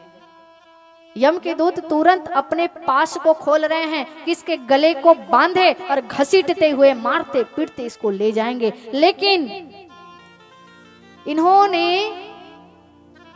जानबूझकर चाहे अनजाने में धर्म कार्य करोगे तो उसका फल आपको मिलेगा मिलेगा। अनजाने में ही सही अपने कानों से शिव महापुराण की कथा का श्रवण किया था। इसी कारण से जब उनकी मृत्यु हुई तो शिव लोक से भगवान बाबा भोलेनाथ के 2 गण उपस्थित हो गए हैं। बोलिए उमापति महादेव की जय।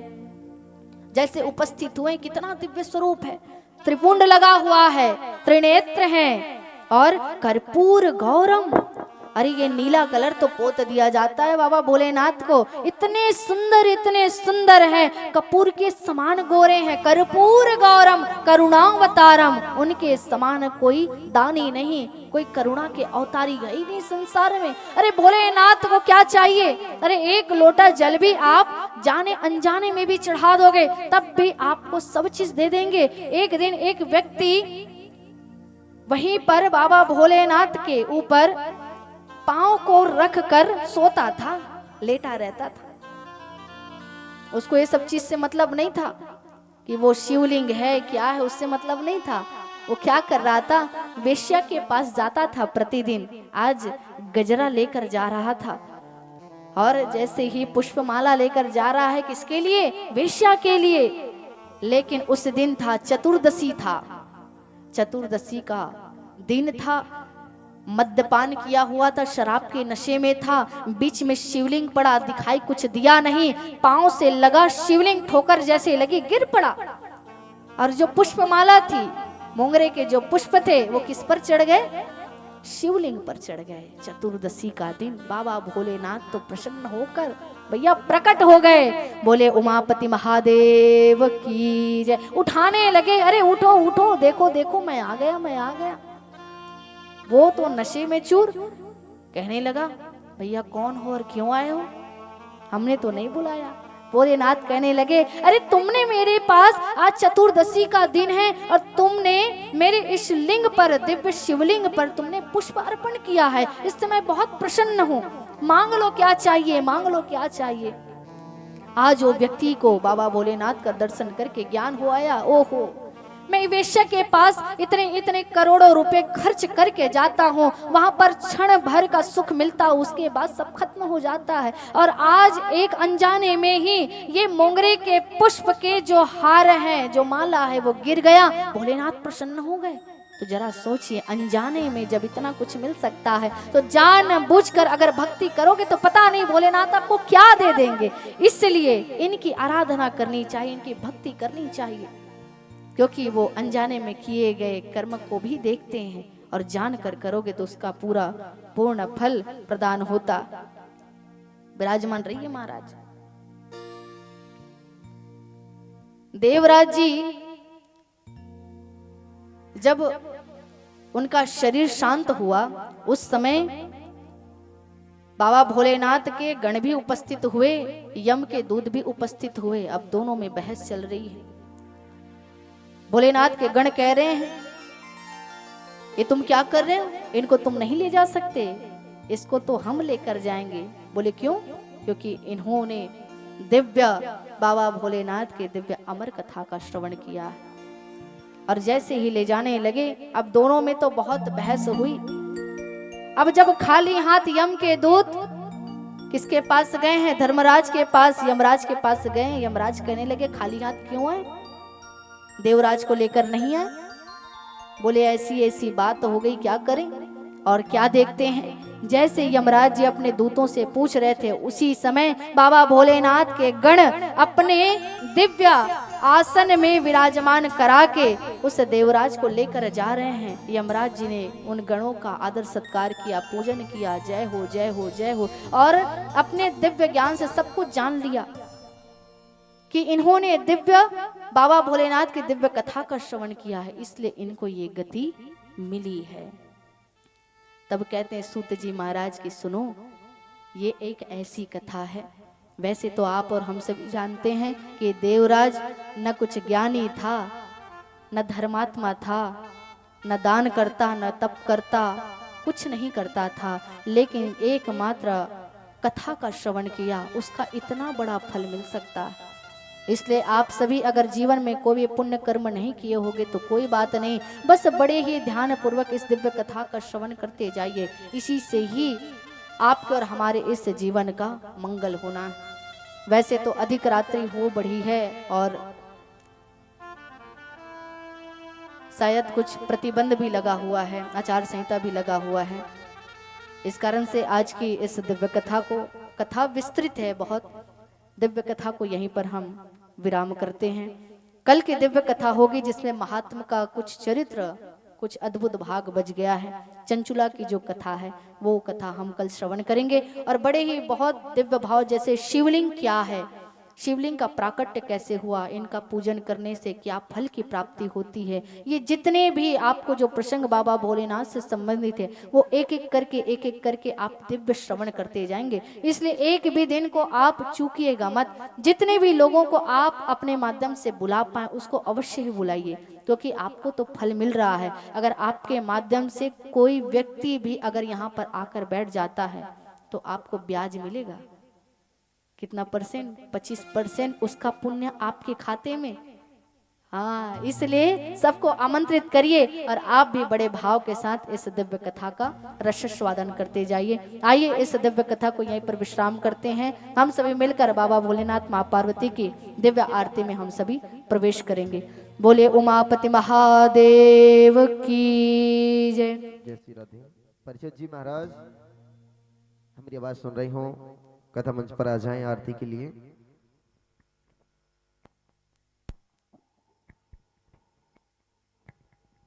मुख्य यजमान जी मेरी आवाज सुन रहे हो,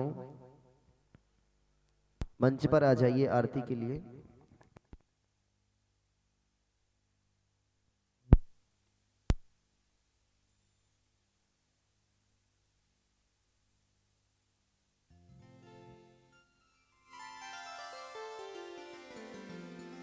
आइए सभी भक्त खड़े हो जाएं अपने अपने स्थान पर।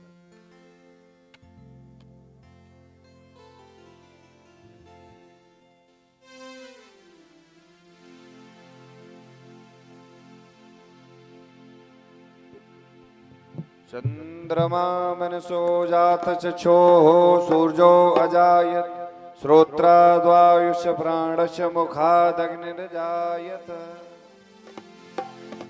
जय शिव ओंकारा स्वामी जय शिव ओंकारा, ब्रह्मा विष्णु सदा शिव, भोले भोलेनाथ सदा शिव, अर्धांगे धारा। ओम हर हर हर महादेव। एकानन चतुरानन पंचानन राधे भोले पंचानन राधे। हंसासन गरुड़ासन, हंसासन गरुड़ासन, दस वाहन साजे। ओम हर हर हर महादेव। दो भुज चार चतुर्भुज, दस भुज अति सोहे भोले, 10 भुज अति सोहे। तीनों रूप निरखता, तीनों रूप निरखता, करता त्रिभुवन जन मोहे ओम हर हर हर हर महादेव अक्षमाला वनमाला रुंडमाला धारी भोले माला धारी चंदन मृग मद सोहे चंदन मृग मद मद सोहे भोले सुबकारी ओम हर हर हर हर महादेव श्वेतांबर पीतांबर वाघांबर अंगे भोले बाग पर अंगे सनकादिक गरुड़ादिक सनकादिक करुणादिक भूतादिक संगे ओम हर हर हर हर महादेव कर के मध्य कमंडल चक्र त्रिशूल धरता भोले चक्र त्रिशूल धरता जग करता जग भरता जग करता जग हरता जग संहार करता ओम हर हर हर हर महादेव ब्रह्मा विष्णु सदा शिव जानत अविवेका बोले जानत विवेका प्रणवाचर के मध्य प्रणवाचर के शोभित ये तीनों एका ओम हर हर हर हर महादेव काशी में विश्वनाथ विराजत नंदी ब्रह्मचारी भोले नंदी ब्रह्मचारी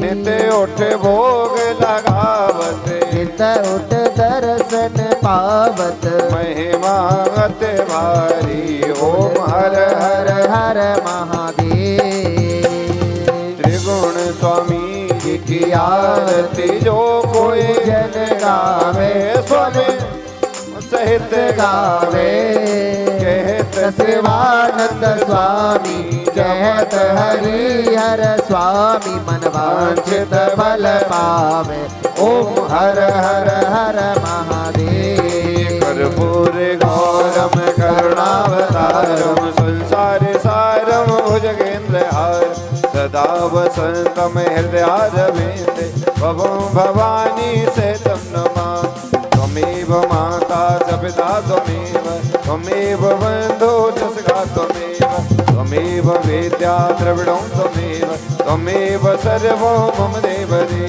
त्वमेव सर्वं मम हरे राम राम राम हरे हरे हरे कृष्णा कृष्णा कृष्णा हरे हरे हरे राम राम राम हरे हरे हरे कृष्णा कृष्णा कृष्णा हरे हरे बोलिए शंकर भगवान की ओम जले